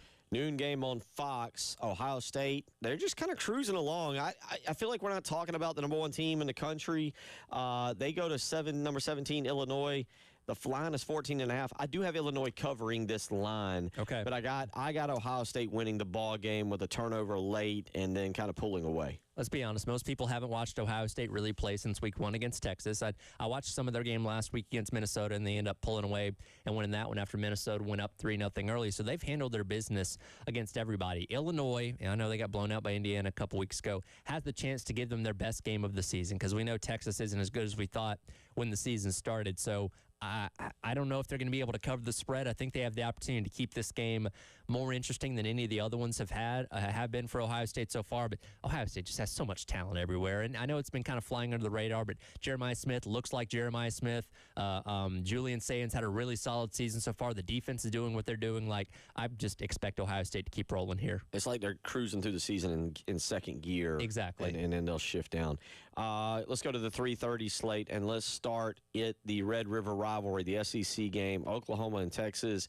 Oklahoma is a 1.5-point favorite. John Mateer is going to play now, or we'll see how he plays. I'm taking Texas in this game. I think Texas pulls the upset outright. Reason being, it feels like we've thrown dirt on Texas all week. We've thrown dirt on Arch Manning. We've written them off. They're awful. They're horrible. How in the world were they ever number 1 in the country? They're a good football team. I think Oklahoma is slightly overrated. This is going to be one of those weird games where Oklahoma gets like 57 sacks on Arch Manning. Yeah.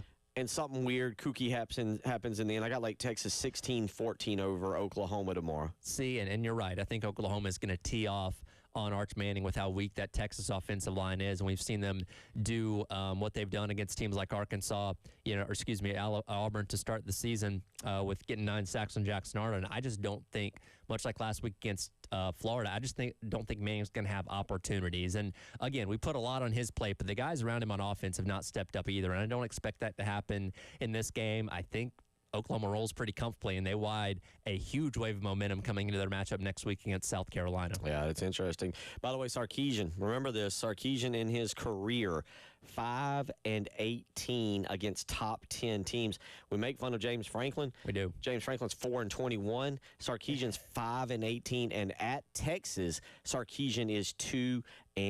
Let's go to the other big game at 3:30 tomorrow. Indiana and Oregon. Oregon a 7.5-point favorite. Again, this is a prove-it game for Indiana. They blew out Illinois a couple weeks ago where you say, okay, this team's a little bit more legit than maybe the one that made the college football playoff a week ago. And you're flying out to Eugene. And again, we talk about travel a lot with these Big Ten teams. That's always going to be a problem there. You don't have to win this game for people to gain respect for you. You make it close. You fight Oregon tooth and nail to the very end. I think people still come away from it saying, hey, that Indiana team is really good when their schedule sets up favorably after that. But if you do win this game, you go from being a team that can just make the playoff to being a team that people look at and say, okay, we might have to start talking national championship with this team now. No, good point. Both teams come off a bye. I'm taking Oregon in this game. I actually think Oregon will kind of pull away late. Oregon's used to being there. Austin Stadium's a wild environment. College game day is going to be out there. Big noon kickoff's going to be out there. It's a 3:30 game. Therefore, 12:30. Yes, early kick. But again, those fans, everybody will be up since bright and early for game day. They'll be all whatever snockered up. And again, Austin is incredible. And I just think Oregon has been here in these really big games when you get these. And I think that plays into this tomorrow. I'll take Oregon to not only cover the spread, pull away late. By the way, Brad and Gary finally get a top 10 matchup on the new Big Ten deal. Good for them. Good for them. 803-404-6100 if you want to weigh in on any of that. We'll come back. We'll move to the night games and give you our picks for the night games and wrap up our number one. It is the halftime show.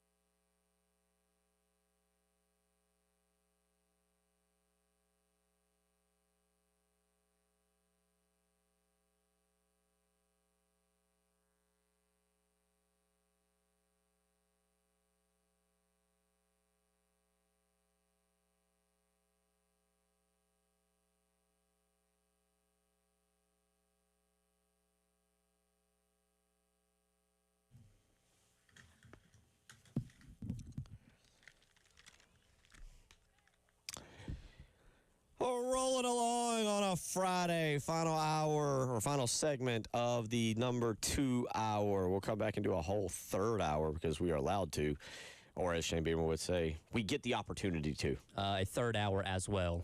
As well. Yes. So we'll do an hour number 3 coming up after this, and we'll get back into South Carolina, LSU. But right now, looking ahead to tomorrow and a great slate of games, noon all the way through midnight and even past midnight for those of you on that. But let's go to the evening games. And I tell you what, let's stop real quick. 4:15 tomorrow. 4:15 tomorrow.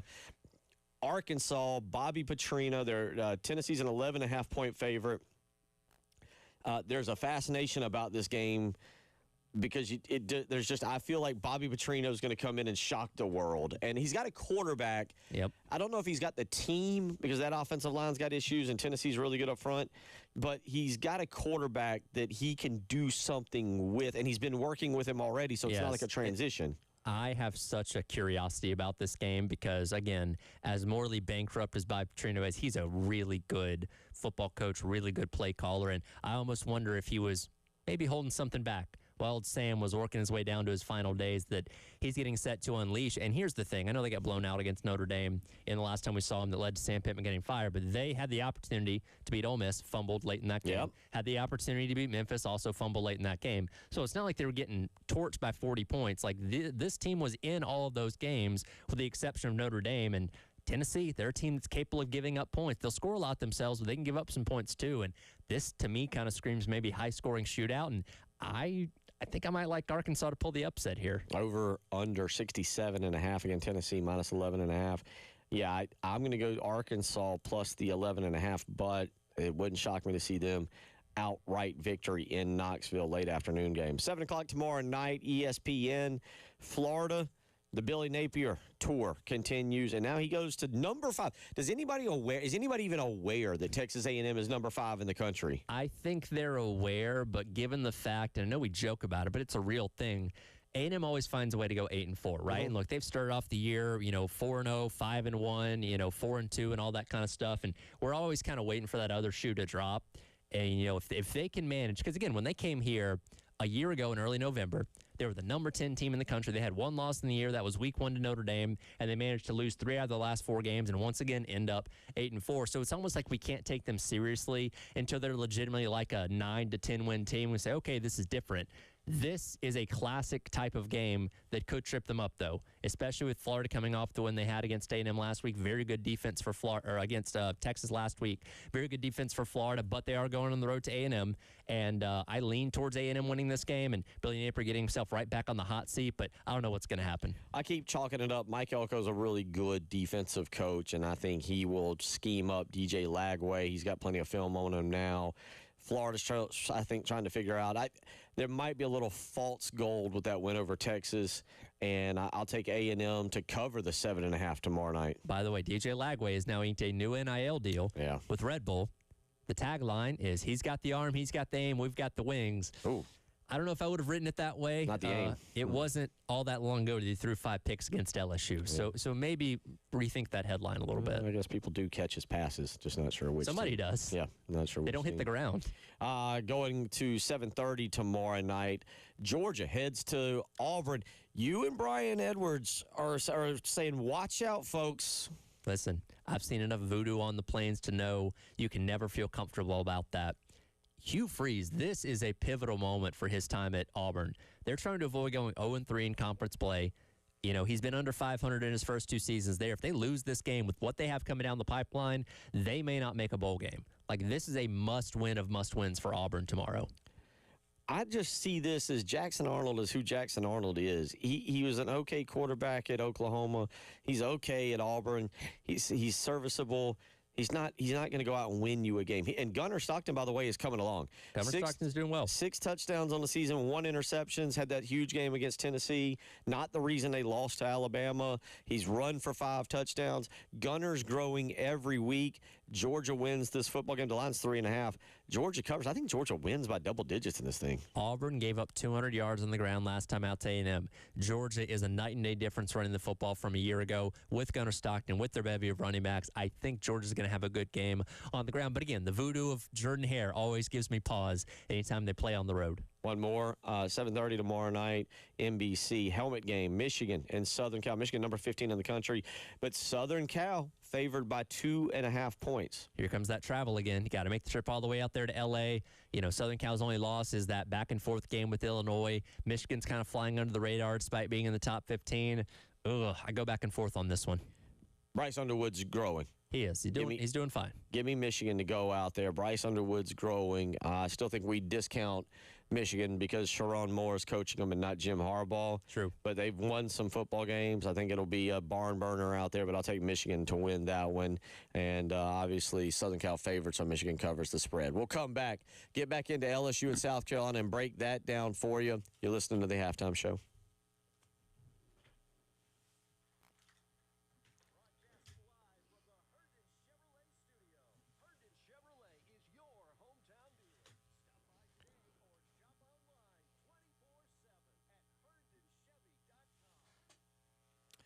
Bill Gunner for Mid-State Roofing. Now, you hear me talk about it all the time. They have been the leader in the roofing and waterproofing industry for 30 years. And they do that because of their customer service. That's what keeps them at the top of their game. Being there for you, whether it's your home or whether it's your business, they aim to make sure that your business stays dry and running long into the future. And they do that by designing and installing bonded systems with a protective guarantee that keeps that operation dry and running. And they're there for you 24 hours a day. Because let's be honest, leaks, they don't pay attention to time. A leak might occur at midnight. Well, guess what? You give Mid-State Roofing a call at midnight, you'll speak with an on-call technician, and they'll help you with a maintenance contract. 803-356-1919. You can also visit them on the web, midstateroofing.com. Again, 24 hours a day, 7 days a week. Mid-State Roofing is there for you. If you've got a leak, let Mid-State Roofing take a peek.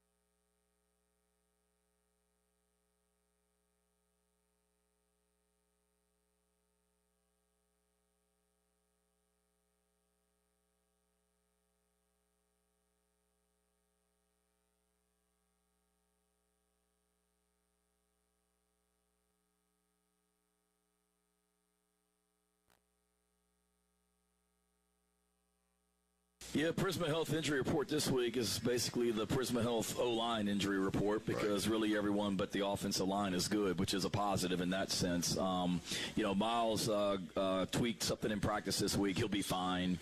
Judge Collier, he's good to go. Troy Pikes got banged up a little bit in practice, but yesterday, but practiced today, and he'll be fine by Saturday. Markey, Nolan, and Kaysen, they'll all be out, which, hate that for them and for us, but hopefully we can get those guys back soon. Those are the words of Shane Beamer last night on Carolina Calls right here on 107.5 The Game, giving us an injury update. And as you heard him say, all right, Gamecocks in relatively good shape. And Tyler, I think on the surface, you go, 3 offensive linemen out. That's bad. Oh, boy, depth. But I don't see it as a huge issue. No offense to Nolan Hay. It does seem like when he went in there that the line solidified a little bit, but I feel like they were looking for a center anyway. Yeah. No offense to Markey Anderson, who I think has played well when he's in there, but it seems like he's had a hard time staying in there. And Kaysen Henry, no offense to Kaysen Henry, but I feel like you got Tree Babalade, who might be just as good, if not a slightly better player at right tackle. So it feels, it's easy to say, boy, they got 3 injuries. Mm-hmm. It also feels like I can go, but I think they're okay. Yeah, and again, Kaysen Henry overall has probably looked like the best offensive lineman you've had, but when Trees had to be in there, it's not like a crazy drop-off, so you feel like it almost kind of balances out to that point. And again, we've seen a lot of rotation on the interior of the offensive line, and you'll be basically starting the same 5 that you did last time out against Kentucky, so at least there's some continuity there for the most part. And look, you are facing your toughest test with the front 7 that the LSU is going to bring at you, and Blake Baker's a very blitz-happy defensive coordinator, so they're going to be bringing heat constantly, so it is going to stress this offensive line the way it's never been stressed so far this year. In addition to running backs and tight ends, they can be involved in the pass blocking game too, so you're going to have work cut out for you. But again, the Kaysen Henry, the Nolan Hay and Markey Anderson aspect of this is something that you started the season without them being on the starting 5 of the offensive line, so you're still kind of dealing with a lot of the guys that you expected to factor into that starting 5 when the season began, and again, were your starting 5 last time out as well. Yeah, the injury report there, and you heard him. Judge Collier, fine now and back. I do think that's important to go along with Jalen Kilgore, so they're healthy. Miles Norwood, Troy Pike, is in terms of depth. Having them there to play is very, very important. So, to me, it sounds like South Carolina goes into this game, I'd say, relatively healthy. You feel good about where you're at. Again, yeah, sure, you love to have those linemen, those offensive linemen, but you don't. I want to go back to what you just said about blitz pickup. Very interesting comment by you, because we look at the offensive line, and we go, okay, you got to get the blitz pickup. Well, a lot of discussion that Matthew Fuller may see some substantial increase in playing time. Now you're asking a redshirt freshman to know how to have blitz pickup tomorrow evening in certain situations where he's going to have to step into the hole, or he's going to have to find the free blitzer and get in front. Yeah, it's that element of running back that we don't think about or talk about as much, but it's vitally important, especially in a game like this where you're probably going to have to be throwing the ball quite a bit. And again, when you look at Blake Baker's numbers as a defensive coordinator this season, he's blitzing about half the time. When Sellers was on the field a season ago, they blitzed him on 58% of his dropbacks. So you got the Weeks brothers, Harold Perkin playing kind of that star position between linebacker and a nickel type of spot. And those guys, when you look at their rush to pressure hurry ratio, it's very high. So when they do bring those guys, they're getting a lot of effect on the quarterback, not sacking them, at least having an effect flushing them out of the pocket and all that kind of stuff. So yeah, if somebody like Matthew Fuller, who we expect to see continue to have that expanded role in the running back position, he's going to have to go out there and have a really good game run blocking. Well, this is a Mike Shula game. You just read the stats. Everything is there in black and white. It is plain as day. There is no secret what Blake Baker wants to do. There's no secret who LSU is. There's plenty of film on them. You can't have passing play. You know your offensive line.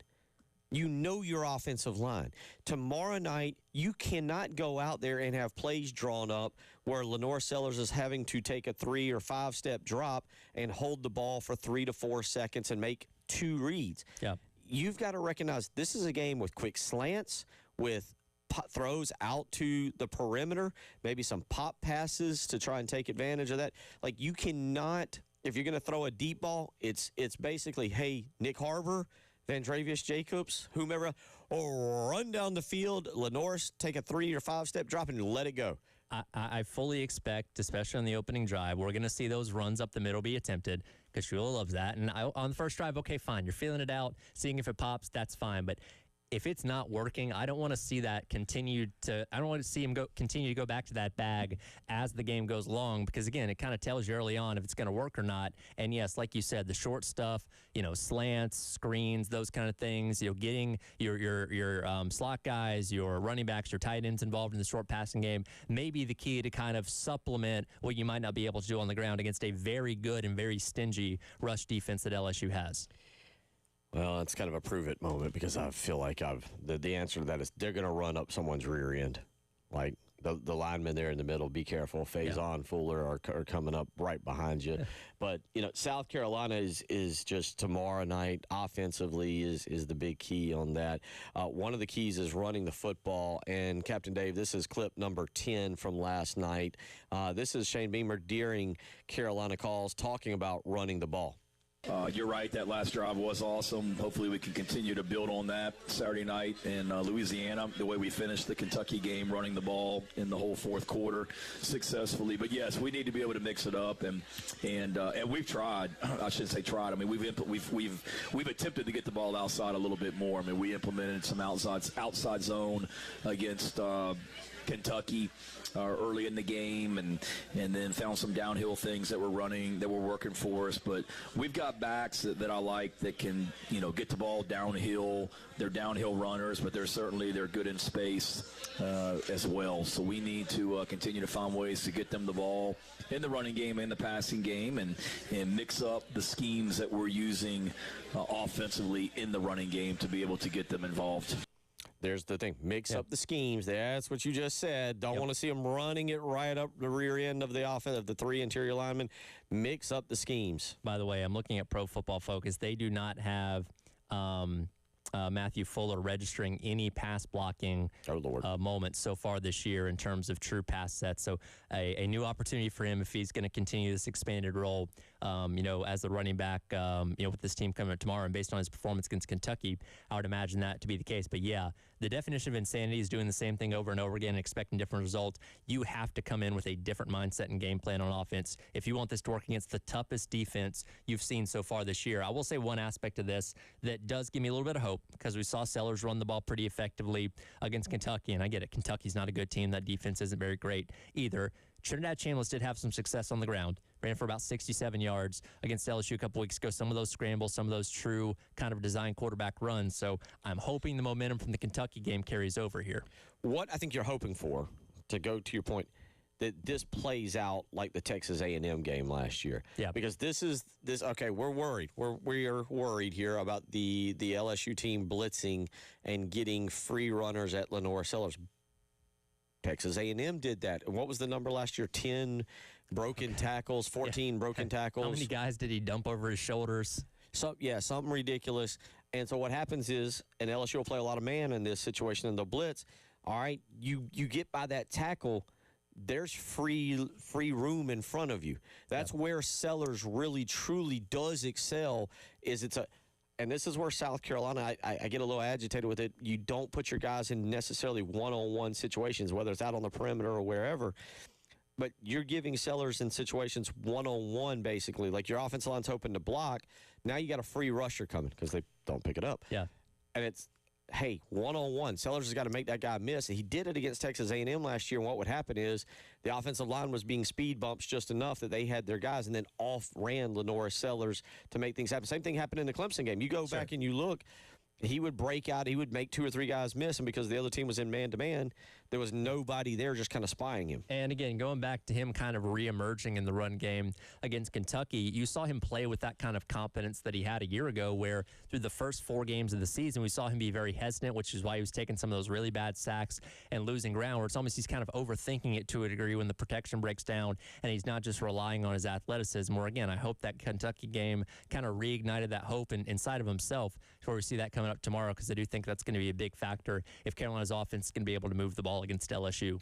803-404-6100. We'll continue talking about this. We'll analyze this a little bit closer here. A little bit of breakdown there when it came to the offense. We'll get into a little bit of the defense as well and talking about the similarities of each team. If you want to weigh in on anything, again, that number, 803-404-6100. Jeff weighs in and says, absolutely correct. If the runs up the middle don't work, stop doing it. Slants, screens, short passes as a run game. I don't know why Shula is so in love with the run up the middle. Hunter weighs in and says, okay, guys, I'm going to hold y'all to watching one UCLA offensive drive tomorrow. Well, I will do that. Yeah, I promise. Old Jerry Neuheisel. Let's see if the magic works twice when they go to Michigan State. You're listening to Tyler Head, Bill Gunner, Captain Dave Adair. It is the Halftime Show.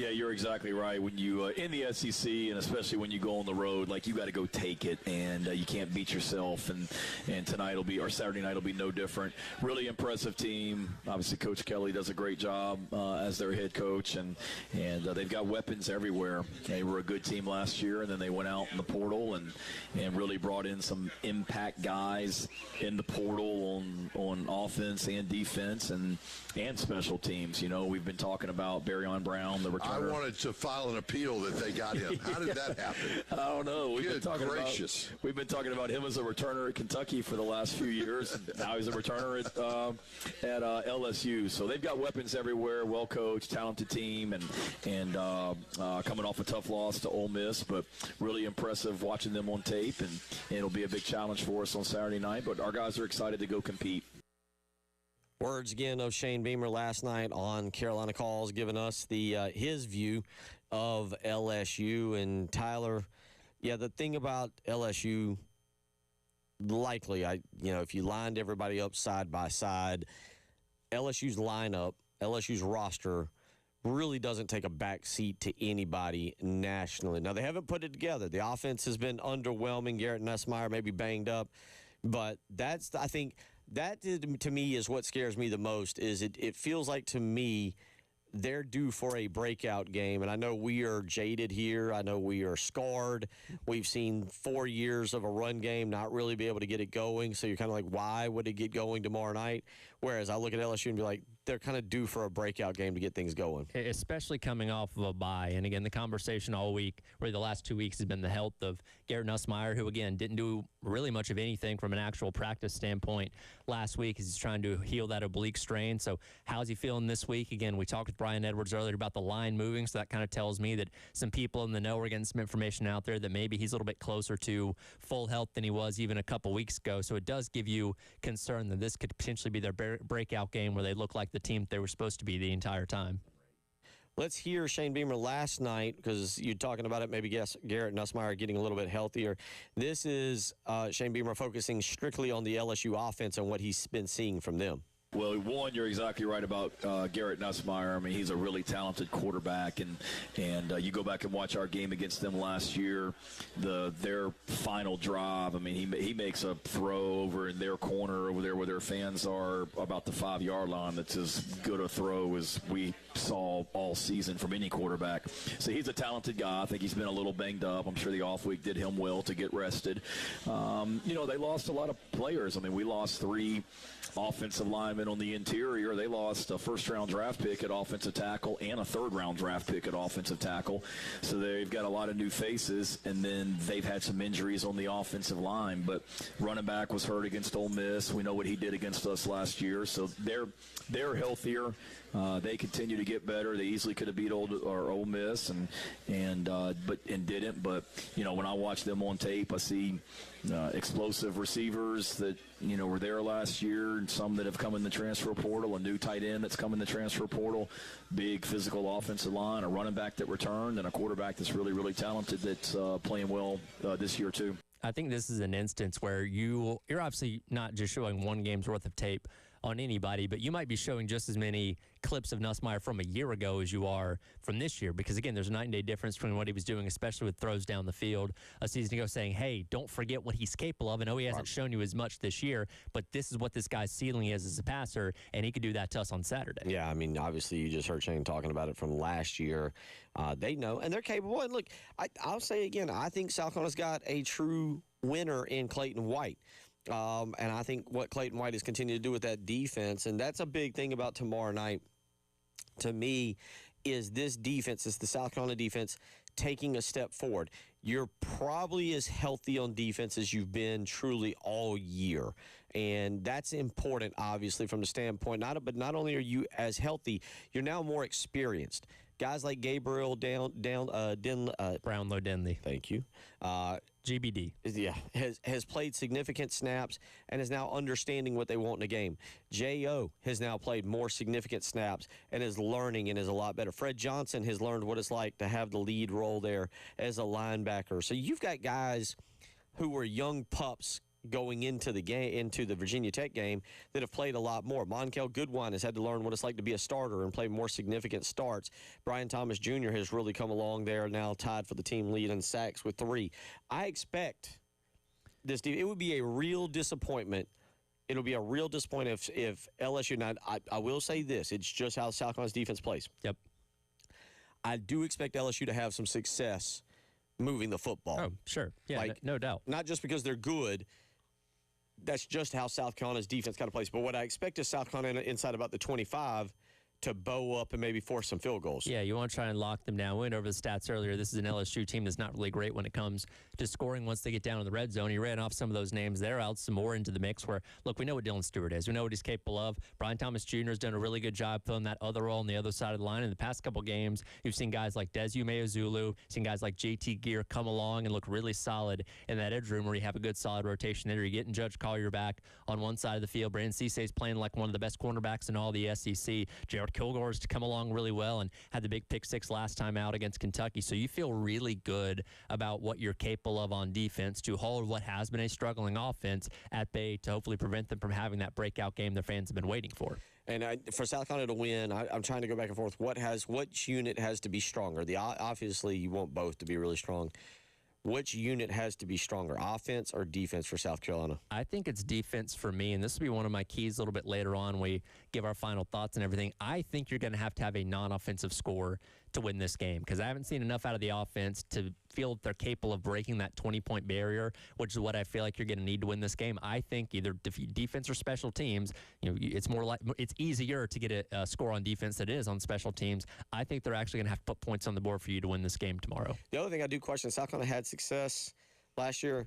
Clayton White knowing Joe Sloan's offense and having a little bit of familiarity with it. Now, vice versa. Sloan saw the defense last year, and sure. But you wonder if that plays in tomorrow night. Certainly so. And look, last year at the beginning of the game, they had Garrett Nussmeier under duress a lot of that game, and he obviously got better. The protection got better as the game went along. But we talked about it earlier. This LSU offensive line is a far cry from what they were a year ago. They lost 4 NFL caliber offensive linemen. They're dealing with some injuries. This is the game to really pin your ears back and just go after him and put faith in your pass rushers that I just talked about. You have a good group of guys right now, and let's see what they can go out there and do against a weak offensive line tomorrow. Yeah, again, for me, the defense has improved. They've had the bad half against Vanderbilt, no doubt about it. Tackling has not been, obviously, what you would like it to be. But by and large, South Carolina's defense, I thought, would have to kind of grow through the month of September and be carried by the offense. What happened was the offense couldn't carry them. Yeah. The offense simply couldn't get it done. The defense puts you in a position you're up 2 going into the fourth quarter at Missouri 20-18, and the offense can do a lot of things there to either go, push the lead up. I mean, go back into the Missouri game. You got the pass to Mazeo Bennett that doesn't get completed. You got the drive all the way down to the 2-yard line where Sellers takes the sack. Let's just hypothetically say you get those 2 touchdowns. That's a swing there of 14 points. For South Carolina, really 11 points because you got 3 off of the field goal. But that wins the football game for you. The Vanderbilt game with Sellers in there, it's 7-7, and you feel like it's a 50-50 ball game. You were waiting for somebody to have that break. The break, unfortunately, came with the Sellers injury. So the offense has not quite been able to carry the defense, but maybe you start to see a transition in this particular game with the defense maybe stepping to the forefront. And that's where these two teams are so similar. And again, we both thought they're going to have high-profile, high-octane offenses coming into the season, but we entered this game where you say, okay, the defense is the strength, and we expect both defenses to play well in this one, and which team's offense can do just enough to help them win the game. And again, it's kind of similar for both sides. Let's hear real quick. I'll talk about the growth of those linebackers. And, there was a lot of discussion about South Carolina losing Demetrius Knight and Bam Martin Scott and Debo Williams and all these great linebackers. But it felt like they might have upgraded with athleticism and speed, just not experience with J.O. and with Fred Johnson Jr. Here is Clayton White. This is back on Wednesday during his press conference setting, talking about assessing the linebackers after the first 5 games. 5-game assessment, I feel like the guys they totally understand what we're trying to do on defense. I do think that part is very important as a linebacker. You have to, understand the front, your side, and the back side of the defense. I do think they've done a great job of just understanding the big picture. I think they're playing hard. They can play harder at times, tackle better. We improved our tackling the last 2 games, I would say. The Kentucky game, and we worked on tackling a lot last week. So I was counting last week as a game. But yes, those guys are getting better in regards to just those details. But I like what they're doing. I think they can only get better every single week. Yeah, and I'm with them. I think every game is a step forward. I don't think there's any bad experiences right now. Vanderbilt exposed them. They were young. Vanderbilt does a lot of the window dressing, moves guys around, and then exposed them. They got them out of position a little bit. Missouri was kind of similar in that manner. Eli Drinkowitz knows what he's doing. Last week against Kentucky, not as quite as much window dressing, not as quite as much flair with movement. And I thought you saw him take 2 weeks ago. Yeah. And then tomorrow night, you're not going to see quite as much movement. LSU's going to line up and be like, we're physical or more physical than you. We're better than you. We're going to knock you off the ball. And you look at, going back to that game against Missouri where you missed a lot of tackles, you were there to make the plays. You just didn't follow through and your fundamentals failed you that day. Those are things that are hopefully more correctable than some other inefficiencies you've seen on defense in the past. So, again, you feel confident these guys are coming along. You got 5 games under your belt playing against a variety of different teams. And, again, this is going to be a tough test with how much LSU struggled on offense, they're very talented at just about every single spot. So, yeah, you're going to have to lean on this defense tomorrow. And again, I think they're going to have to score points on the defensive or special team side of the ball to win this game, and I have confidence they can do that. We come back, we will get into a little more big picture college football and some NFL, but in the college football world, we are kind of anticipating something going down tomorrow that upsets the apple cart. What do we think it will be? We'll offer both of our opinions on that. And again, look ahead to the weekend in the NFL. You're listening to the Halftime Show.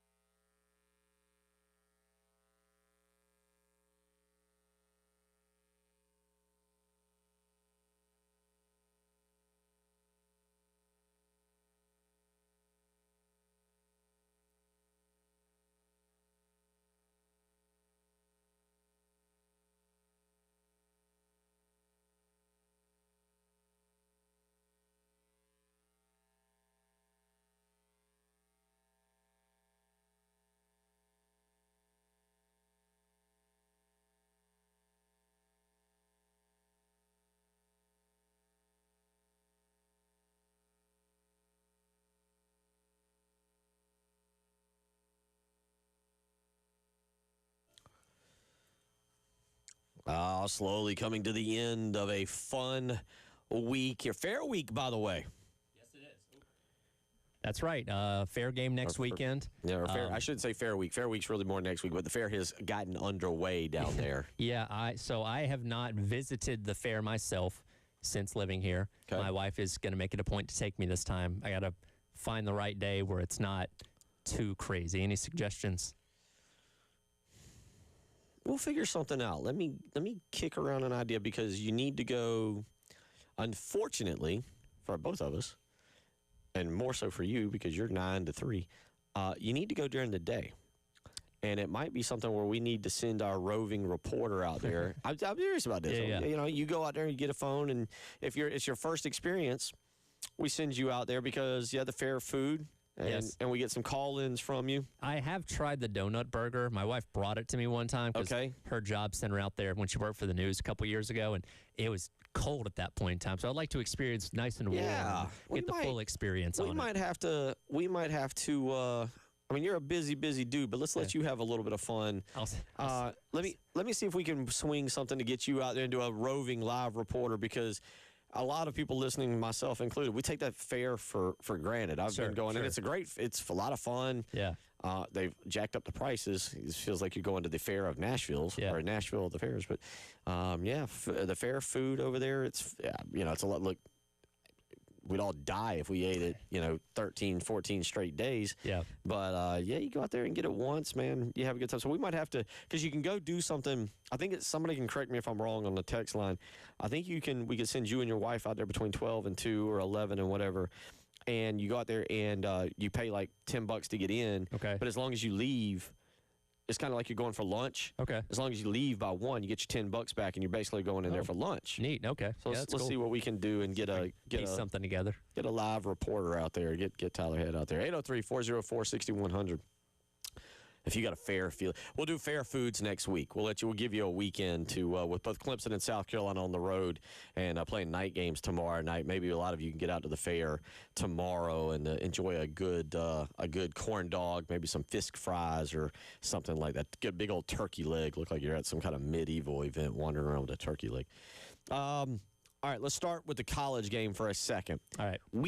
You and I, are you with me? You're with me. Something's going to go down tomorrow. Oh, totally. There's, I believe, put the stat in there, 14 ranked teams taking on unranked opponents. Now, again, we all have different definitions of upsets, but, your layer one is a team that is ranked being beat by a team that is unranked. So there's your surface level upset there. So give me your anticipation of what transpires tomorrow that throws us into a little bit of chaos. I keep going back to this Arkansas-Tennessee game. Okay. I can't ignore it. And again, this is an Arkansas offense that has been functional this year, and I wouldn't put it past Bobby Petrino to have held something back, knowing that Uncle Sam's going to get fired and I get to take over and make my opportunity to take this job over full time again. If they come out there with things you haven't seen before this season, catching the Tennessee defense off guard, I would not be the least bit surprised. And again, bad person, good coach. I can't ignore this game as a potential upset. Okay. All right.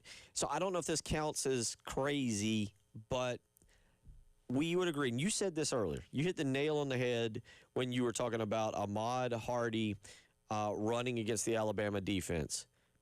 Perception is still the Nick Saban Alabama defense, that they're a brick wall, that they don't give up anything. Reality is they're not. But if Ahmad Hardy has a big day, we're going to look at it and be like, whoa, look what he did against Bama. And then only the real nuanced people, the geeks, are going to be like, no, please stop. Bama stinks at stopping the run. Right. But let's be honest, going back, that's perception. The Alabama name here, high up, Missouri name, mid-level. Yeah. Missouri knocking off Alabama. And Missouri's 14. They are. And Missouri knocking off Alabama and jumping into the top 10. And not only doing that, but it's still being undefeated. And all of a sudden us having to say, that's not a playoff contender. That might be, kind of you said this about Indiana. Yeah. That might be a national title contender. And I feel like, obviously, we saw Missouri up close and personal a couple weeks ago. We're well aware of how good that team is, but most people nationally probably aren't. And, their schedule's not been the toughest so far this year, and Carolina's not ranked anymore, so people are probably overlooking that game too. But if they win this game against Alabama, and again, that would be the signature win of the Drinkwitz era, that's when people say, okay, we need to take these guys more seriously. They're actually legit. And after the Alabama game, their pathway for the rest of the season is not the toughest in the SEC, so they could potentially be in line for a real good shot at making the playoff. Let me just throw this again, because let me throw this little issue out here at you. I'm picking Missouri to win. Missouri wins. Alabama, who's number 8, would fall behind them. Missouri, Yes. who's currently number 14, would move ahead of them. I don't know how we feel about Texas A&M, but what if I tell you the top 3 teams in the league would be Mississippi, Texas A&M, and Missouri? Not Alabama. No. Not Georgia. Not Texas. Not LSU.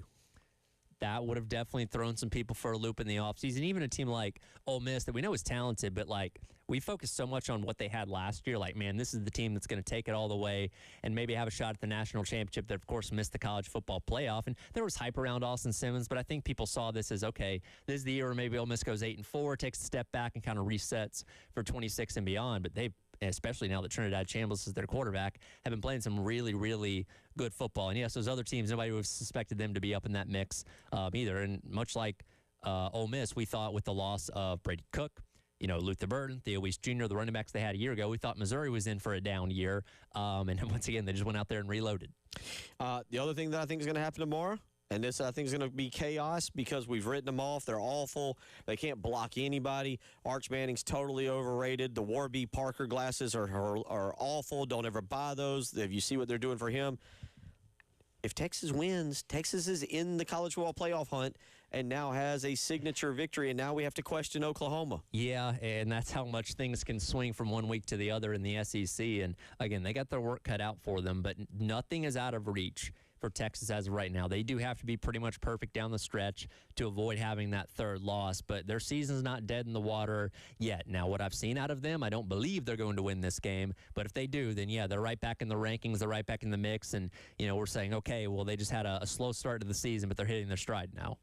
Those are my 2 things that I think will occur over the weekend. I think Missouri becomes a national name and becomes more in the discussion for potentially winning a national championship. And I think Texas throws a lot of things into chaos. Switching over very quickly to the NFL. Now, last night, the Eagles just fall on their face. You mentioned it. Now, we don't like Jalen Hurts, right? He is now but let me real quick. Yeah. Last night, Jalen Hurts is now he's now becoming public enemy number 1, not just in Philadelphia, but now we're saying that this guy's annoying. He says stuff after the game. On the flip side of that, we all love Cam Skattebo. By the way, 44. Great. That's a linebacker or a fullback. That is Cam Skattebo to its max. I think he's wearing that because 2 4s equal 8, right? He was 8. He was 8 at I thought he was 4 at Arizona State. Was he? I think he might have just doubled his number from Arizona State. But regardless, it does fit the meathead running back aesthetic that Cam Skattebo has. And if you read some of the reports of what his teammates have said about him, probably not the brightest guy, but just a football dude to his core. And look, I don't know how good the Giants are going to be, but the combination of him and Jackson Dart, it's kind of become appointment TV, to be honest with you. I was going to say the buddy cop movie that is Jackson Dart and Cam Skattebo. It's kind of like, what was it? Is it Channing Tatum and Jonah Hill? Yeah, for the the Jump Street movies. Yeah, you feel like that's a very good comparison. Yeah, meathead, and I don't know how to describe Jackson Dart yet, but yeah, good vibe. New Orleans Sunday. Spencer Rattler, they'll host New England, and Drake May beats Buffalo, and now we're all like, that Drake May might be an elite quarterback in the NFL. Yeah, absolutely. And again, this is a Saints team that the Giants kind of fell on their face in that one, worked their way to a victory that is certainly capable of riding that momentum from last week. And a lot of people talking about this game too. The Panthers are 2-0 at home. They're playing host to a very good Cowboys team. Panthers had the big comeback last time out against the Dolphins. Don't sleep on the Panthers maybe pulling the upset in this one too. Okay, Dallas 3.5-point favorite. There. A few other games tomorrow. Denver, you heard somebody mention it. I think Brian Edwards mentioned it. Denver and New York in the international game at Tottenham Hotspur Stadium in London, England. That'll be Sunday at 9:30 for that. 803-404-6100. We'll come back. Final thoughts on South Carolina LSU. Final thoughts on the weekend that will be, including some looking at Major League Baseball. You're listening to the Halftime Show.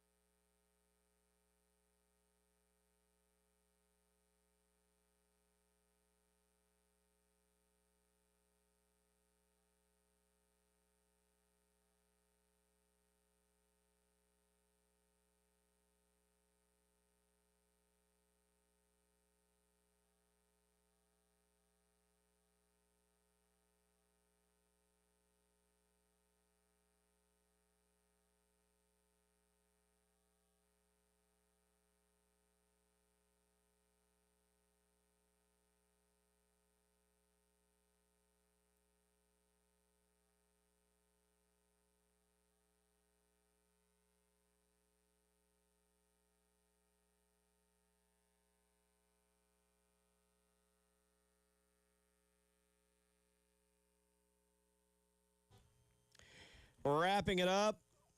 Turning it over to Jay Phillips and Terry Ford. Reminder tomorrow, you got one place to be, and it's very simple. It's 131 Main Street in Lexington. Gamecock game day from O'Hara's Public House. Our own Tyler Head will be out there signing autographs and doing a pregame show. I don't know about the signing autographs part. My handwriting is pretty atrocious, but I'll say hi. You can also come register for tickets to the Clemson game as well as you come hang out there with us. And then also we're going to have our live stream watch-along party with myself, Preston, and Jim for the game tomorrow night as well, which you can watch on the YouTube channel.